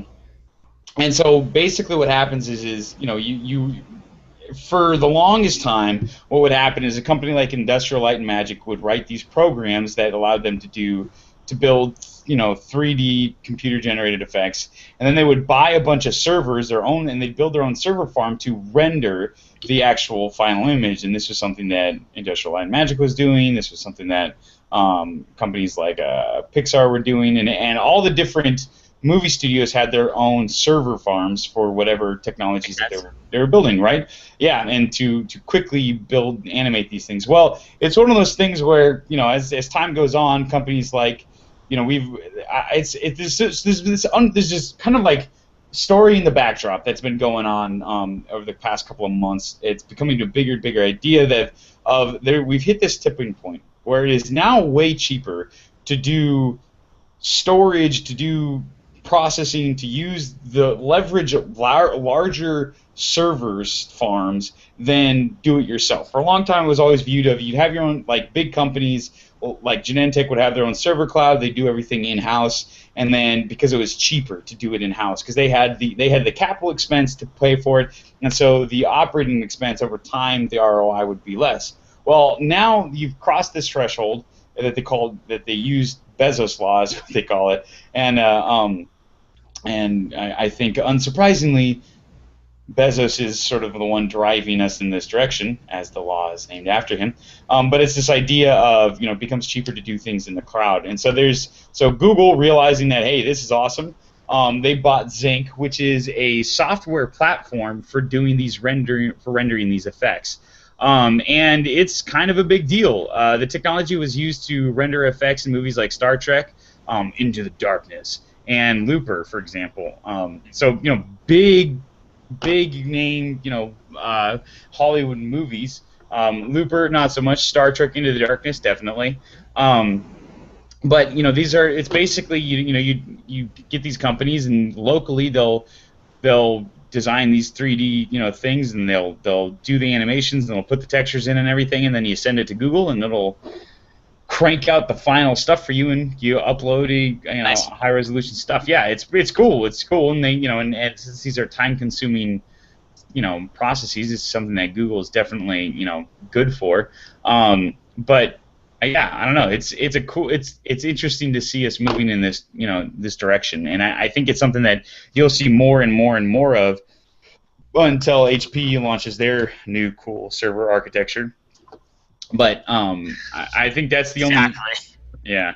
Well, and I think the thing is it's like that could legitimately disrupt it if it's something that if it lowers the cost of if it does effectively what because right now it's the capital expense to get this sort of server equipment in line is so high, that to get competitive to lower the operating expense, blah blah blah, that equation, it's Google and Amazon have hit the scale that they require to do it effectively. Whereas, if HP can change that math, it might send things back in the other direction. But I think the reality of it is this is the direction that everything's going. Nobody's going to do anything locally, and Google was right all along. But yeah, it's cool to see, and as somebody who's like a fan of movies and special effects and stuff. I like following this technology. I remember watching back in the day on like Discovery Channel when they would do the documentaries on how special effects are done in movies and stuff. And man, those are some of my favorite documentaries on Discovery Channel. It's the best. And so, this is cool. This is just really cool. To see Google moving in this direction, and our movies will be made by Google from now on. They really are becoming like scary. Big Four, man. They're taking over everything. Yeah, yeah, yeah. Who's your big four? Google, Amazon, Apple, Facebook. Oh man, it's funny because I thought I went through it and I said, man, he either bumped Facebook or Microsoft. On either one, that's going to be rough to be in that position. I think it'd be easier. I think Facebook would be frustrated but understanding, and the fact that Microsoft is definitely the one that got bumped, I think, is a bit more of a shot across the bow. What have they done recently? They're not. They're They- pulling in. They hired a new CEO. That's what they did recently. Oh, And he's yeah. a web services guy, James. He's all about the cloud. Yeah. This is his bread and butter. Well, Um, Well, I think our point is that it's not all about the cloud. It's going beyond that. It's saying, yeah, that's definitely a critical component, but that is a leverage point for other bigger projects. Yeah. So, and I think that's what fundamentally makes the difference for that, and that's one of the reasons why HP isn't on that list. So yeah, we do hardware, Yeah. and they're getting into the soft. They're like, we would like to be the devices that stuff runs off of, whether it's a server or a laptop or a printer, but they're not controlling, I would say, like information and processes and attention. Yeah, it's If true. that makes sense. Yeah, So, and it's funny because it's funny that you say that because Microsoft in this article they say Microsoft has occasionally brought up its cloud suitability for this kind of work, but it's never been used for it. Which I think is telling. or at least not for anything worth mentioning. Yeah. Well. Yeah. Yeah, I don't know. Yeah, that's why they're not on that list. Whereas like with Facebook, it's clearly there. They're I don't want to say it. They're trying to get into the 3D thing. They got a social component. There's just a lot there. But yeah. Yeah. Yeah. I agree. So did you try out the Yes. speaking of the big four, and the one that didn't get knocked out of the arena, they came out with a new app. Did you get a chance to try it out? You already said yes. So what do you think? I think it's cool. I have a couple thoughts on it. It very much feels like an experiment on their part. I think they're touting out the whole like bare bones, do minimalism, whatever, minimum viable product. And it definitely counts for that. Yep. But I also think it's in the sense that like they have this great technology, and they felt the need to get it out there, and they'll worry about building features later. Maybe. So from like what it does, from what I understand how it works, impressive. I look at the final results, and I'm not an expert enough to know that, oh wow, that really is better. Yeah. So I don't have that. I wish the app did more. Like honestly, I can't tell if I turn and I should just try it, I guess. If I turn the phone, does it switch to landscape mode or not? I can't tell. That's a good question. I know. And ultimately, if you're throwing it in Instagram, it crops it anyways. Who cares? But yeah. So, and no sound. That's weird. Maybe this is not the type of video, I guess. So well, it's because literally every time I hit it, it says there isn't much light here. Find a brighter spot, and your hyperlapse will look better. Try again to start recording. Yeah. I've not taken a film yet where it didn't warn me about the light situation. Dude, outside. Yeah, I guess. So I did a video actually. Yeah. Like a real one. I wasn't just playing with it. We were helping some friends move, and everyone had to walk down a path. And so I stood there and I recorded for a little while and caught everyone coming over like ants. Kind of fun, and playing with the whole speed change was kind of fun to go back and forth and be like, all right, what's the right cadence here for people walking where you get enough detail but you don't get bored. And so I thought that was cool. It's like I said, I think I'm more, which is why they did a separate post, like intellectually intrigued by the technology behind it. Yeah. As opposed to like, if they didn't do that, I would have been like, okay, another video app, big deal. Yeah. But because they explained it, and they were like, well, you see, it used to cost like this $15,000 camera to get the stabilization, and it had a separate caddy or separate cable or harness or whatever from the operator, so that you could do these time-lapse videos and you could move and it would all be smooth. And their insight was to say, these devices have gyroscopes in them. Let's use the gyroscope to figure out how the camera's moving, and then we'll just adjust the video. And what they do is they actually crop the video down a little bit, and so the raw video is actually larger in terms of format. And so what that allows them to do is then move the video, the focus area, up and down to make it smooth. And they can do that almost on the fly. It's not exactly real time, but I mean, it's as close as you can get without it being real time, right? You go finish, and it goes calculating, calculating. Okay, done. And and so to have that insight that you can actually track what the phone is doing and do some math to figure it out to help smooth out this time lapse, you go, oh, that's pretty cool. I think they said a little too much. Obviously, that's not going to happen in 8 days, but I think in 372 days it will. Um, Yeah, happen natively in the device. right. It was one of those, which is maybe that's why they came out with a standalone, and actually have a different way of calling it a standalone app, and they're not baking it in because they were like, yeah, this is cool. We realize that we're not gonna hold the patent on the way that this is done, but we want to be the first ones out there and get the notoriety for it. Do you want? And what's really interesting about this is to me is the timing of it. And I have long argued, and on this show, that Microsoft is a really good engineering technology company. They just stink at everything else involved in trying to make an effective long-term business model.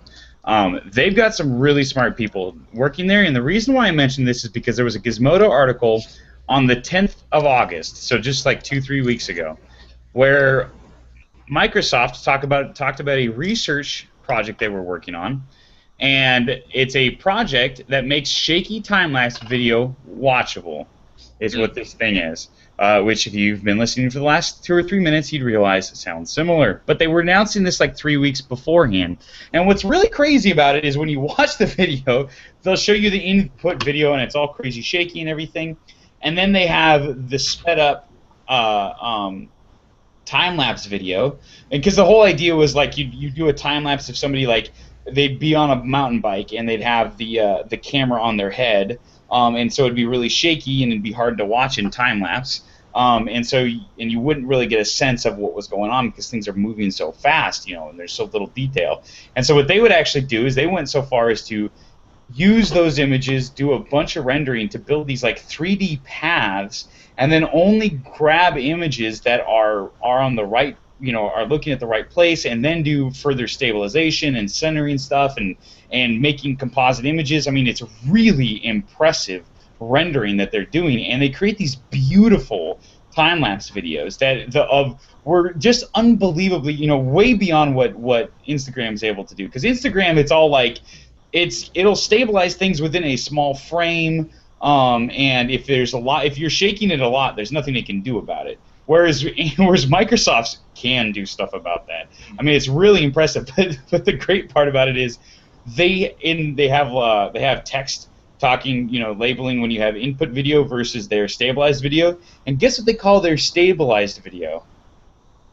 Hyperlapse. Nice. Yeah, it's one of those things where I'm not sure if that's actually a known term. Now that I'm thinking about it out loud, I think it might be. I think it is. It's just one of those things. But it's like you sit there and you go, I think the reason why Facebook decided to not patent this technology is because they're pretty sure they can't. But what I think is really interesting about it is you got Microsoft once again doing what it normally does, doing some really great computer science, future-thinking research, and then other companies actually pushing out a product and getting people to use it. And one of the themes of Silicon Valley, the TV show, is that just because you have the best product doesn't mean you're going to win. There's a lot of times a worse product wins simply because it's first to market. And I think this is going to be one of those cases where it's like Microsoft didn't put out an app that allowed you to use this technology. Microsoft put out a video showing their research, and it's a better product, it's better technology, and Facebook's going to get all of the anything that's worth anything because it was Instagram pumped out an app in a couple of weeks once they figured out how to do it. Yeah. And I don't know. It's an interesting, and I have a feeling that's why they did the standalone app as opposed to baking it into Instagram. It's because they felt like it wasn't stable enough, it wasn't good enough for Instagram yet, but they didn't want somebody else to run away with this. They wanted to be the first to market. be the first to market with a minimally viable app, and then iterate, improve until you can get it quote acquired by a bigger app, even if it's internally acquired by moving the technology into Instagram at some point as a as an actual feature. But I don't know. Interesting.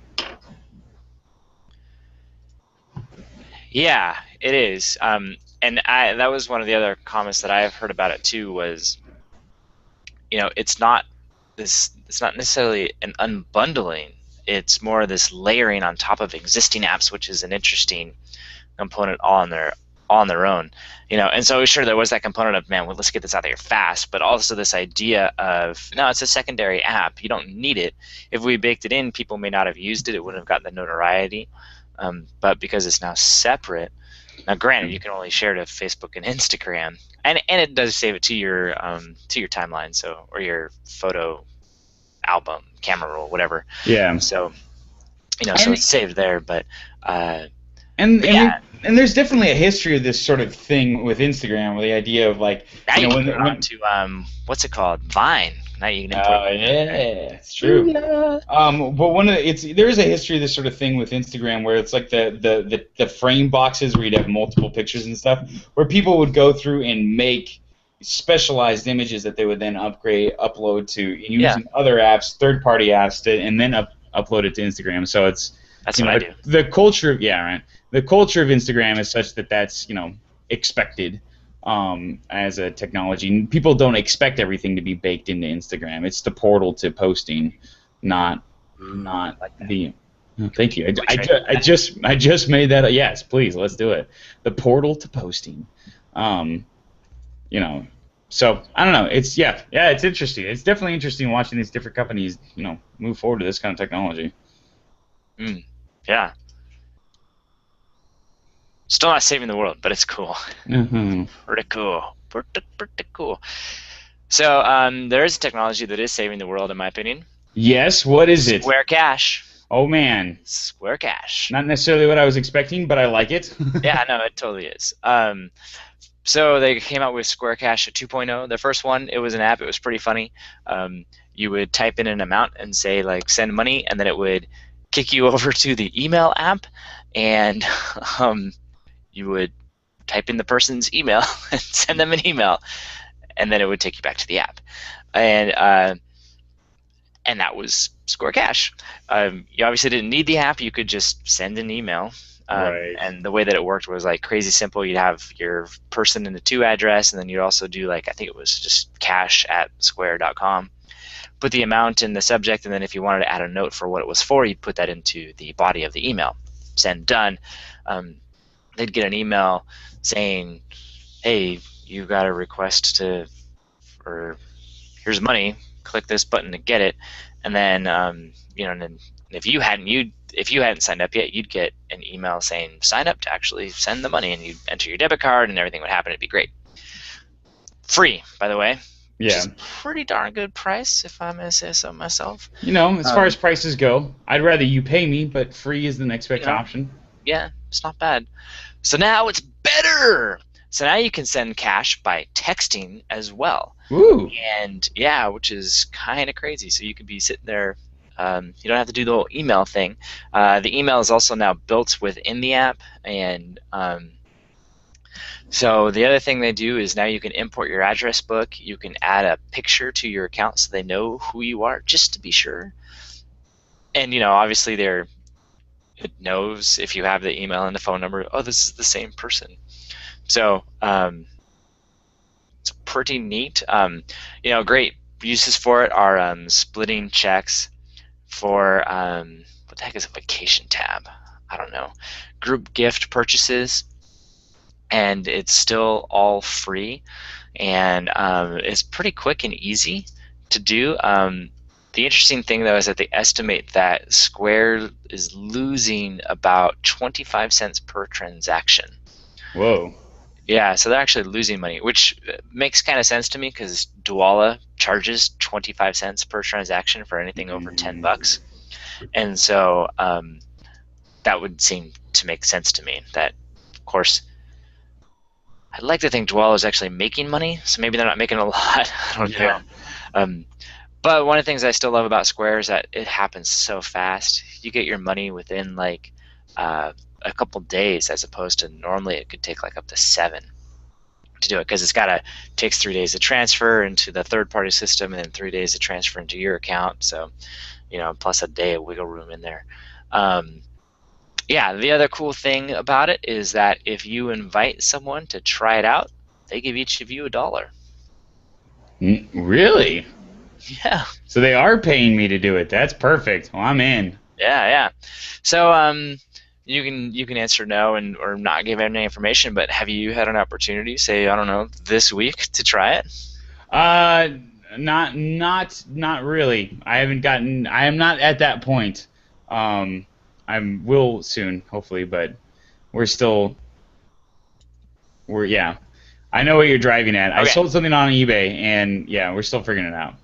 But I'll give a full appraisal of it excellent. probably next week. Sounds good. So yeah, cool app. Check it out.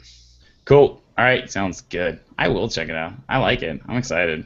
Yeah, dude, go split some tabs. I know. That's the real advantage there is that you get to, you can somebody pays for it and you can just when I was out with some friends last night and it was craziness trying to get the bill split between 5 of us so everything could, when it was like a $214 We'll do bill. the math for you. You got to do the math somewhere. Well, but I mean, but it was like, we ended up having to have our waitress do it, and that's not, if it's busy, if it's a busy night, they'll hate you for that.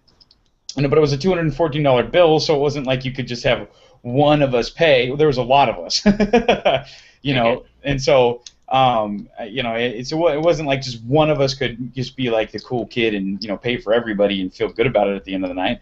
No, it's a little beyond the pale. So if one of you got $200 in the bank account, you slide your card, make it easy on the bank, and then all of you just hit them up with that sort of thing. That's awesome. And I think that's the way it's going. Now, if it could just all be like, connected through iBeacons, that would be perfect. But, So, Intel made an announcement today, or not today, this week. Wednesday. Wednesday. And it's kind of it's a cool announcement. Okay, I'm gonna have to move fast. Why? Because I have 3. When did we start? How long do we have? We got 20 minutes. Okay, well, perfect. I won't move that fast then. I'll move at a snail's Or 10, pace. whatever, Okay, cool. So Intel made an announcement, and basically what it is it's a tiny little chip that is a 3G modem. And so, what is a 3G modem? Well, it's a Wi-Fi. It's basically a cellular antenna that connects to 3G.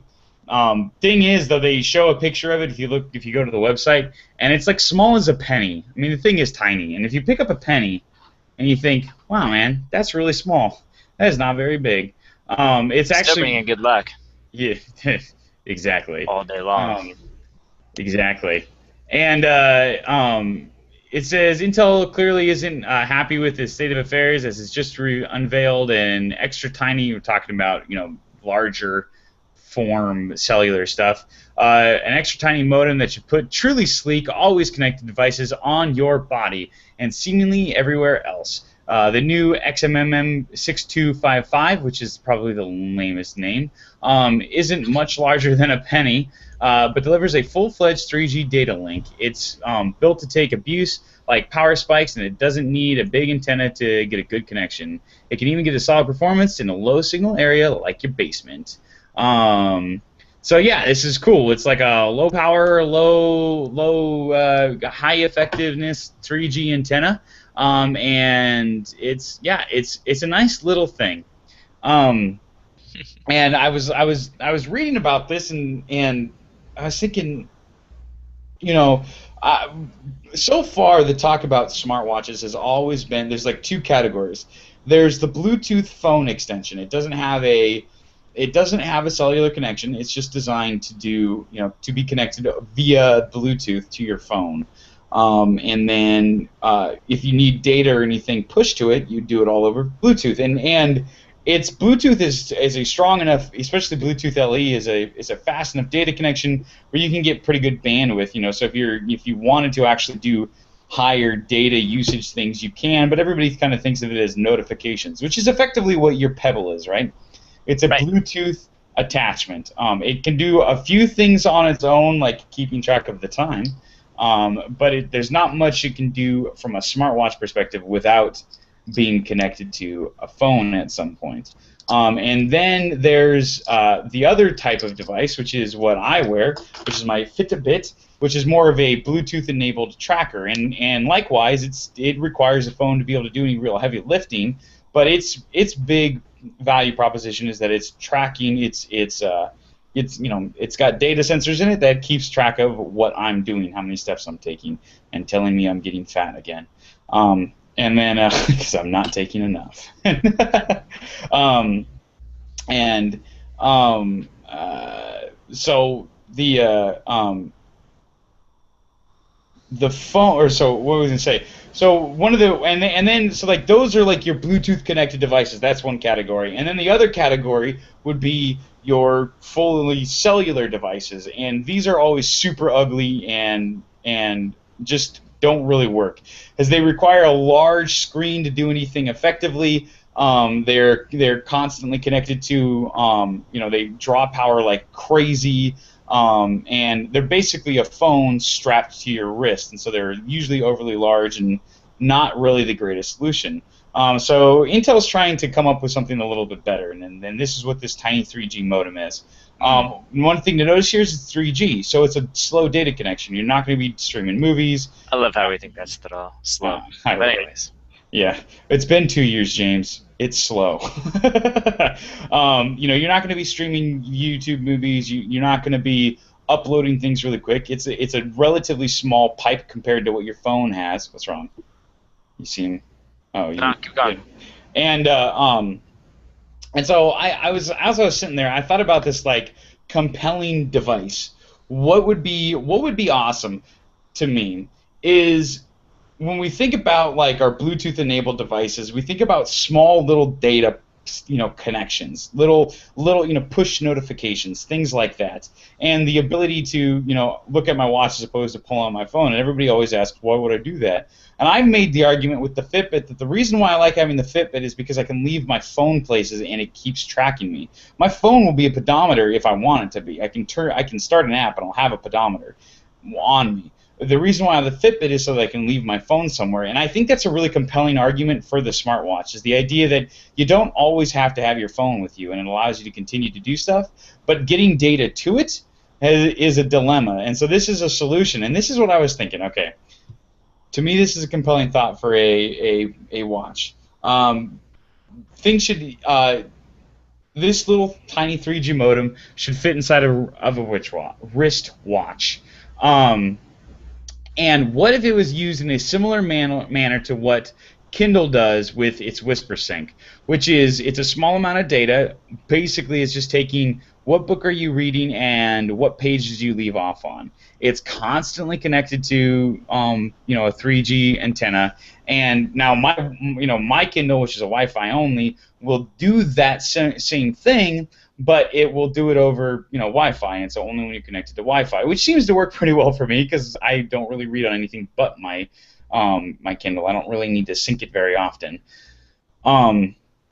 And so I sit there and I go, that works, but what's cool about the Whisper Sync is that the device, part of what you're paying for when you buy the 3G antenna, is a lifetime service guarantee. It's over the lifetime of this device, the antenna will still get connected to whoever is doing the service. Yep. And so this is what my thought was. A big company cuts a deal with AT&T or Verizon or T-Mobile or whoever, somebody with a big, probably AT or T Verizon. You cut a deal. Basically what you say is the device is always going to be connected. You get a certain amount of bandwidth throughput, and it's all going to be over 3G. So it's not the top-of-the-line stuff. You're not going to be taxing the newest end of the network. You're going to be taxing the lower end that's already fully built out. And it does it so it's only doing it with really light bandwidth items like push notifications. And then all of a sudden, and this thing is, and the thing is basically it acts as a peripheral. It's locked down. It doesn't have a bunch of apps that you can push to it, but it's always connected. And so it breaks it out as from being a peripheral. And I'm just thinking, I'm thinking of, how do you, because one of the big arguments is that people will go out and buy these watches and then put them or these devices and put them in a drawer. How do you get people to get to the point where they keep them with them all the time? And I think that this is a really cool idea.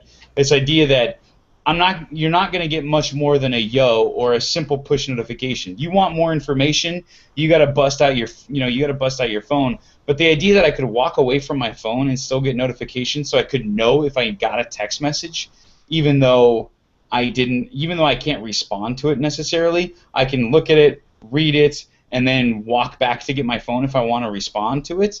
I could just stay you could up respond to it. You put a mic in it, build in Siri or whatever. Yeah. To do the text translation, and that's your only input option, and you can reply. But I would say even still low data. I would say even if that wasn't the case though, even above 25. Yeah. But even if that wasn't the case, where you couldn't do that, if there wasn't really an input method outside of the data for like health tracker stuff that's being pushed to whatever service as well. I don't know. I just think that you've actually got here the beginnings of something compelling. And I think that if there's a service charge that goes with it, you're not going to be a winner. I think you need to be able to kind of package it all together as Amazon did, where it's just part of the cost of it. And if you could, and if it were a small enough bandwidth thing where it's something that you could cut a really good mass deal with AT&T or Verizon, and it's funny. I was thinking about, like, how could you guarantee something like that forever, and then remember that nobody holds on to this sort of stuff for more than 3 years. These things go away. It's not a big deal. But and then the only dilemma that you have is power. And so if you had some sort of a cool looking stand that you just you take the watch off and you set it on a stand at night, and it charges it. Every night, and so it's just sort of an idea that the watch will last for 28 hours, right? So you only have to charge it once a day. Mm-hmm. I don't know. I think and actually you wouldn't even have to do 28 hours because theoretically you sleep for 8 of those. So if it lasted 20 hours and you only have to charge it once a day, I think you could actually sell something that would be a really, really, really compelling device. But the thing is that Android Wear wouldn't work with it because Android Wear is data intensive, or at least you would say in order to do the really data intensive stuff, you need to have a Bluetooth and connected phone. Blah, blah, blah. Yeah. So I don't know. I like it. I'm excited about it. I'm excited to see where it goes, and It's cool when Intel comes out with this sort of thing. Here's this tiny little part of me that's hoping that when because Recode announced they leaked that the iPhone or the iWatch is going to be announced on September 9th, and then the next day they announced that, but it won't be launched till the new year. And so everybody's in a tizzy because Apple's going to announce their new device, which actually makes sense if it requires any FDA or not FDA FCC approval. That takes a long time, and it's public knowledge, obviously. So it's that's why they announced the original iPhone 6 months before it launched because of that. Allows that. Plus, you can just get developers doing stuff and. Yeah, exactly. So there's a number of reasons to announce your maiden project a month before the launch, even though that's not normally Apple style. But yeah, so I think you sit here and you go, this is the sort of thing that I wonder. Oh man, maybe Intel finally got permission to announce that they've built these cool little chips for Apple. That's probably not the case. I'm probably getting ahead of myself. That's next year's iWatch. Yeah. But I don't know. It's moving in a direction where I guess what my point in this is, I think this is clearly where we're going to go. That's where, in order to make this work, this is what has to happen as a device. And it's cool that Intel and the big companies are working on devices specifically for this sort of thing, And I think it may not be this year. It may be a couple of years. It may be it may take a while for people to really put together that really compelling package. But the different pieces of the puzzle are assembling themselves so that somebody can run away with it. And Yeah. will that be Samsung? Probably not. Will that be Motorola or Google or Apple? I don't know. But I think the pieces of the puzzle are there. So that's cool. And then speaking of terrible hardware decisions,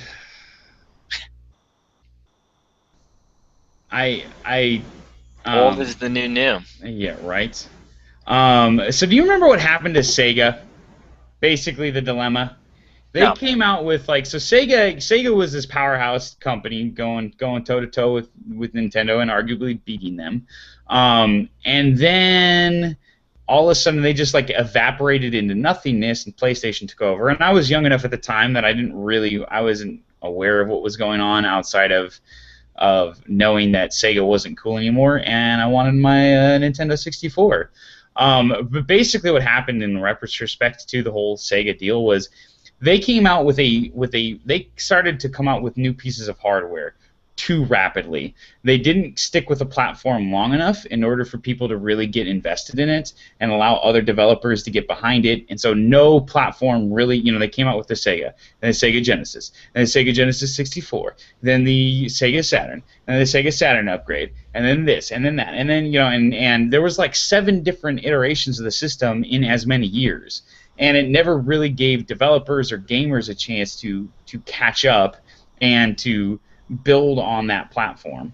And it ultimately sunk the hardware division of the company, and they became a software company, and then eventually they sold off their valuable IP, and now Nintendo owns Sonic the Hedgehog. Is how that went along. And I gotta be honest, dude, I think Nintendo is about to do that to itself. It's about to Sega itself.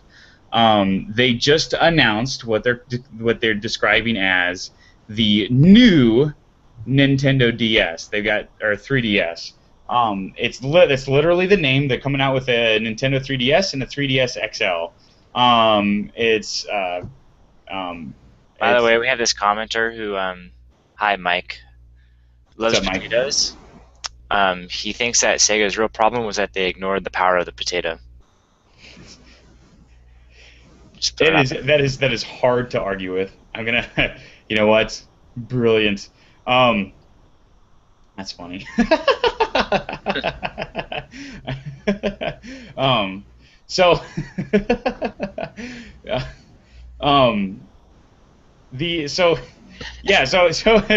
Yeah. You were ready for that one. No, I wasn't. You got me. So basically, what happened is they're coming out with. I got you.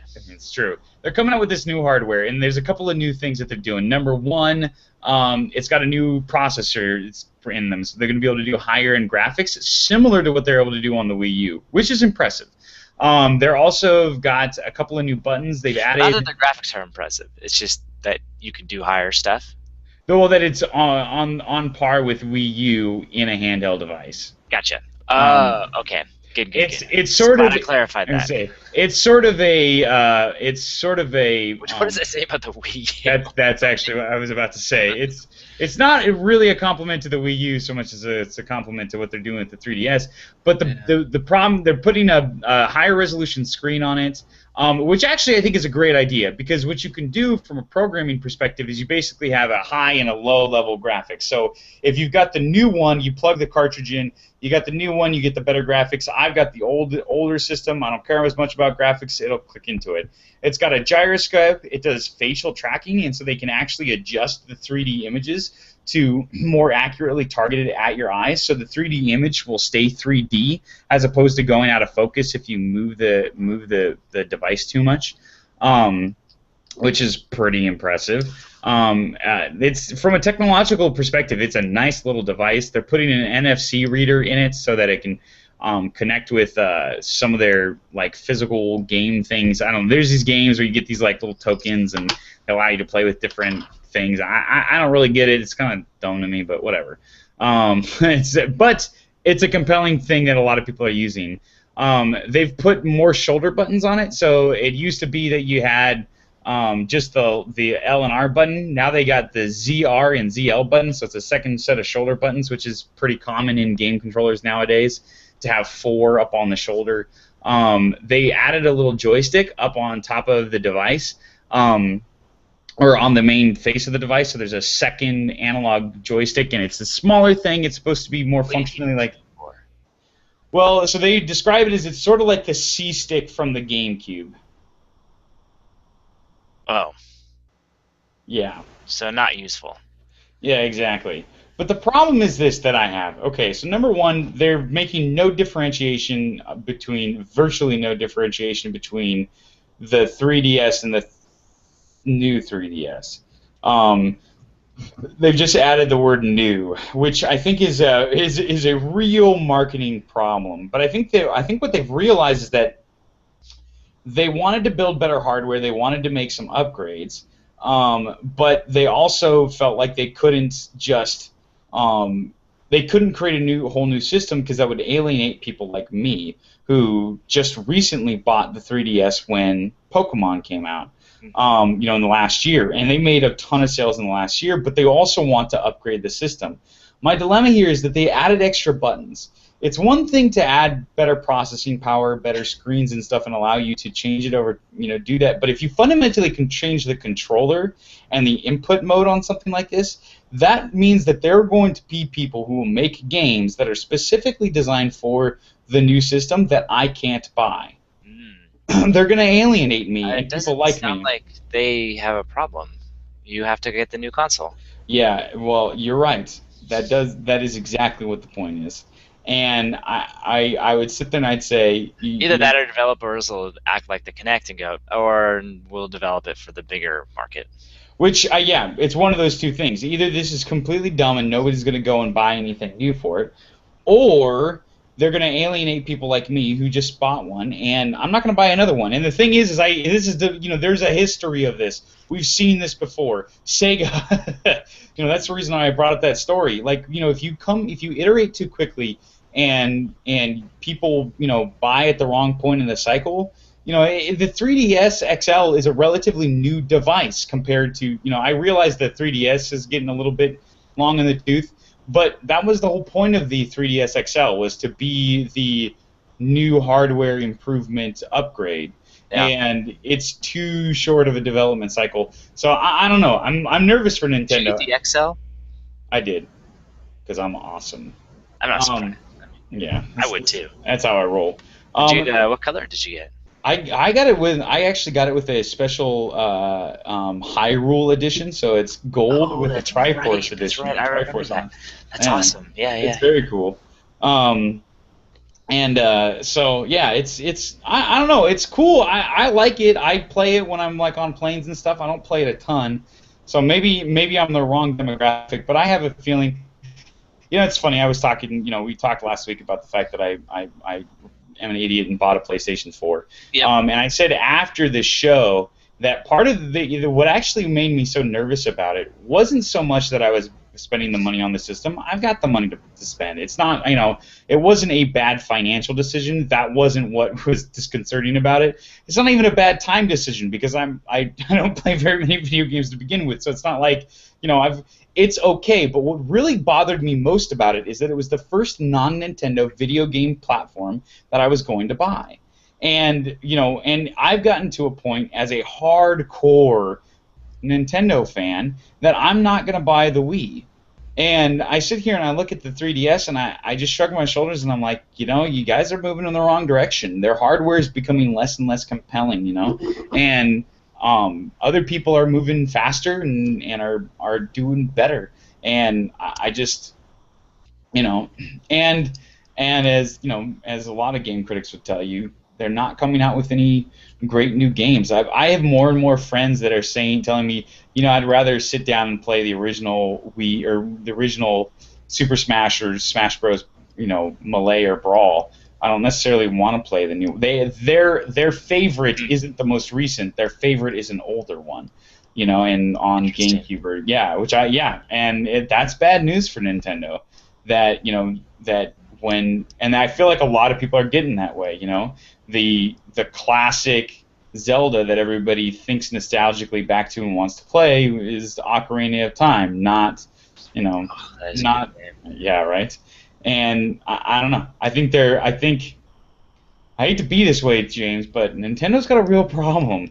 They got a real problem, and I think it's more systemic than they're not building hardware that's powerful enough. I think it's, they're just they're running out of momentum, Yeah. and it's and when people like me start to jump ship, and I can be They need stubborn a new as a CEO. I'm calling it right now. yeah, they New definitely leader. do. And when people like me can be stubborn as a freaking mule when it comes to loyalty on stupid stuff, and I won't, and I'm finally moving beyond that loyalty. I it's I guess bad news, but well, so swell. And then the final article I wanted to bring up was you wanted to hear about this. This is awesome. Only if it's Um, cool. it's very cool. So my favorite companies are getting together. Oh my Oculus gosh! I Rift. opened a web page. I'm so excited now. Yes, you're right. Basically, what happens is they built these. So there's a theme park. It's this team of developers, and they basically what they did is they said, hey, we're gonna take a roller coaster. We're gonna put like a laptop on it, and we're gonna connect an Oculus Rift to this laptop. Yes. So Oh they're doing man. so they've scripted out these rides that based on the path of the roller coaster where you're like riding along on the roller coaster, but you can't see anything. You're just going through it, and the video is awesome because they've got a couple of different like themes. Like one is you're on like a chariot being pulled by Pegasus. So so it like starts off and it like takes That's off. kind of awesome. I know it's really cool. It got one where like you're chasing a dragon and stuff, but one of them obviously is it's a space shooter game. You get a little control stick, so you're able to like shoot lasers at asteroids as you're like going around. And obviously, if you're on a roller coaster and you can't see anything, when the spaceship moves, all of a sudden you feel the force of it and everything. And so it's just like as far as fully immersive VR goes, this is pretty up there. And yeah, it looks really really awesome, and they had to work through some of the dilemmas of how does the Oculus Rift deal with the accelerometer, thinking you're pulling G's, and how does it know that you're looking where you're supposed to be looking and stuff, but they've seemed to have overcome a lot of that, and people are saying it's just awesome, and so my future vision on this is one day Disney's going to realize that this is flipping awesome. They're going to figure out how to make this work, but you're going to have a space mountain shooter. You're going to have like you're going to be able to go at it, and oh my gosh, this would be so cool. This would be so Yeah, cool. this is I mean, they're headed there, right? They've got all the pieces. I think about like the Buzz Lightyear ride where you are shooting Oh yeah, that's things, right. I didn't think about so that. Yeah. it's on there, so you can get points and compete against the person you're sitting next to. They obviously have Space Mountain, big roller coasters, but then they also have the Mission to Mars one, where essentially, and I talked about this back in January. You're in the big centrifuge, and it's got a monitor in front of you, and so in reality, you're spinning probably not as fast as I think I am, but crazy fast. Yeah. And because of the monitor, you think you're taking off in a rocket and flying to Mars.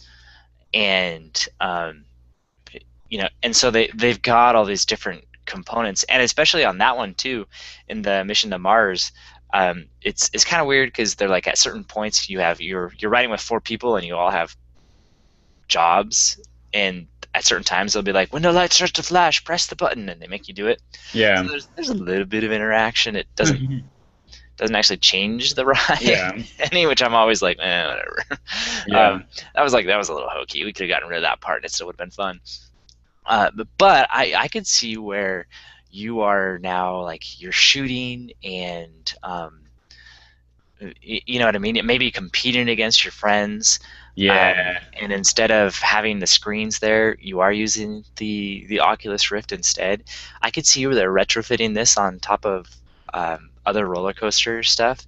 It'd be fascinating too to be like, it's the same roller coaster, but you can choose what you want to do. Yeah. Do you want to, um, there's the not so scary, like you were talking about the going on a Pegasus ride, Yeah. which actually sounds kind of fun. I did. um, there could be the space one. You could have a fantasy type one. You ride a dragon type thing. Um, I don't know. You can change it up, and everyone could actually be doing a different ride, and you could do the same ride 4 times, and each time it's different. Yeah. And Which would be really cool. yeah, which helps with the. It's gonna sound weird, but the replay value, the re-ride value Yeah. of it. Or they've got a special Christmas theme now. Oh my gosh, yeah. That and with that's such a big thing for. Sleigh ride. Yeah. Yeah. And yeah. Oh yeah, there's a part of me that's like, yeah, that'd be huge. It's an obvious one.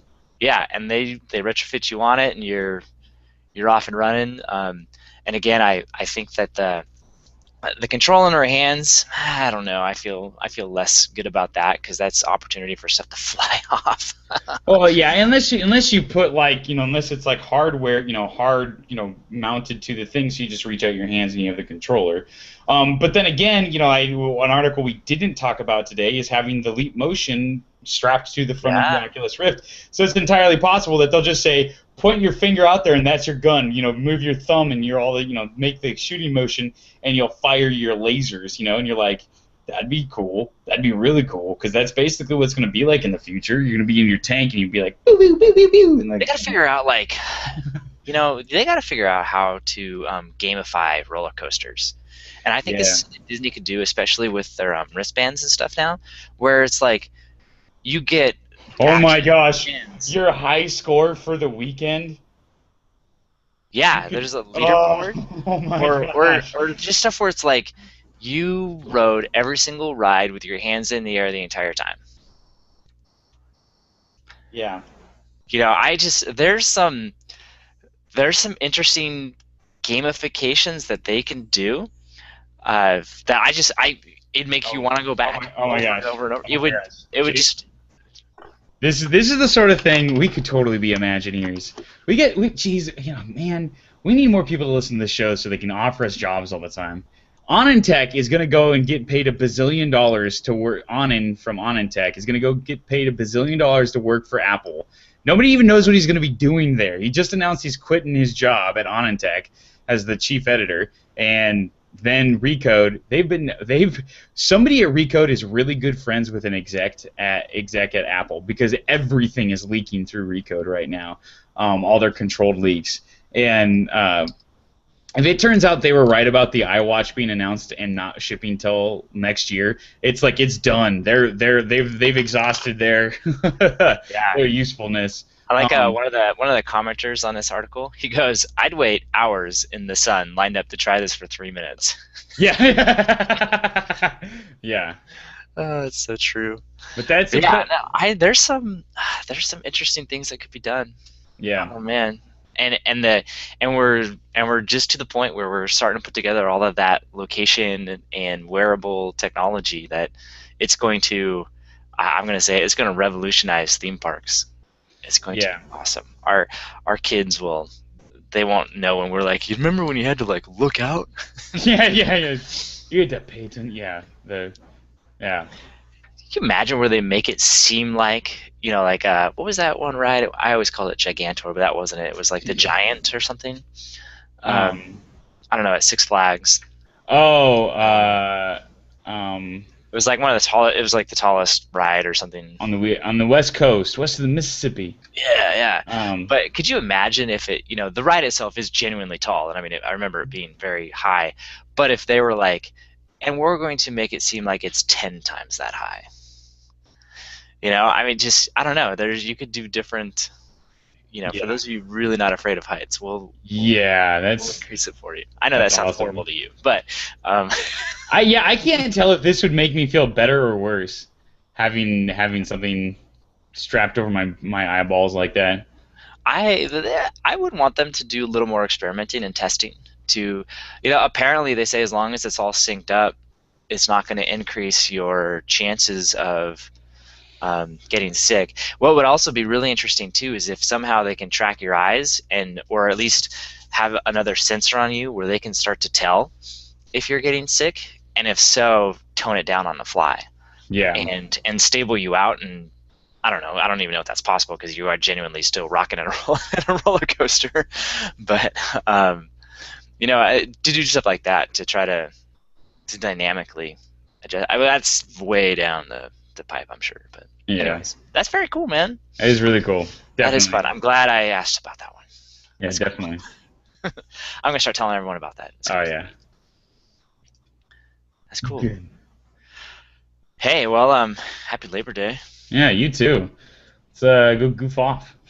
Yeah. It's Monday. Yes, I love it. Back to the grindstone Oh, tomorrow. geez. I had a 5-day weekend. It was awesome. What? Oh, it's lame. Yeah. Dad came up and visited. I can say you didn't have a real 5-day weekend like most of the. Okay, that's true. I repaired a pipe, Yeah. some inspections and stuff. Whatever. Yeah. That's cool. It's my kind of vacation. Definitely. Cool. Awesome. Let's go do that fun stuff. Let's see here. I gotta set up all my stuff so I can actually do this. It's not just, and we're calling it.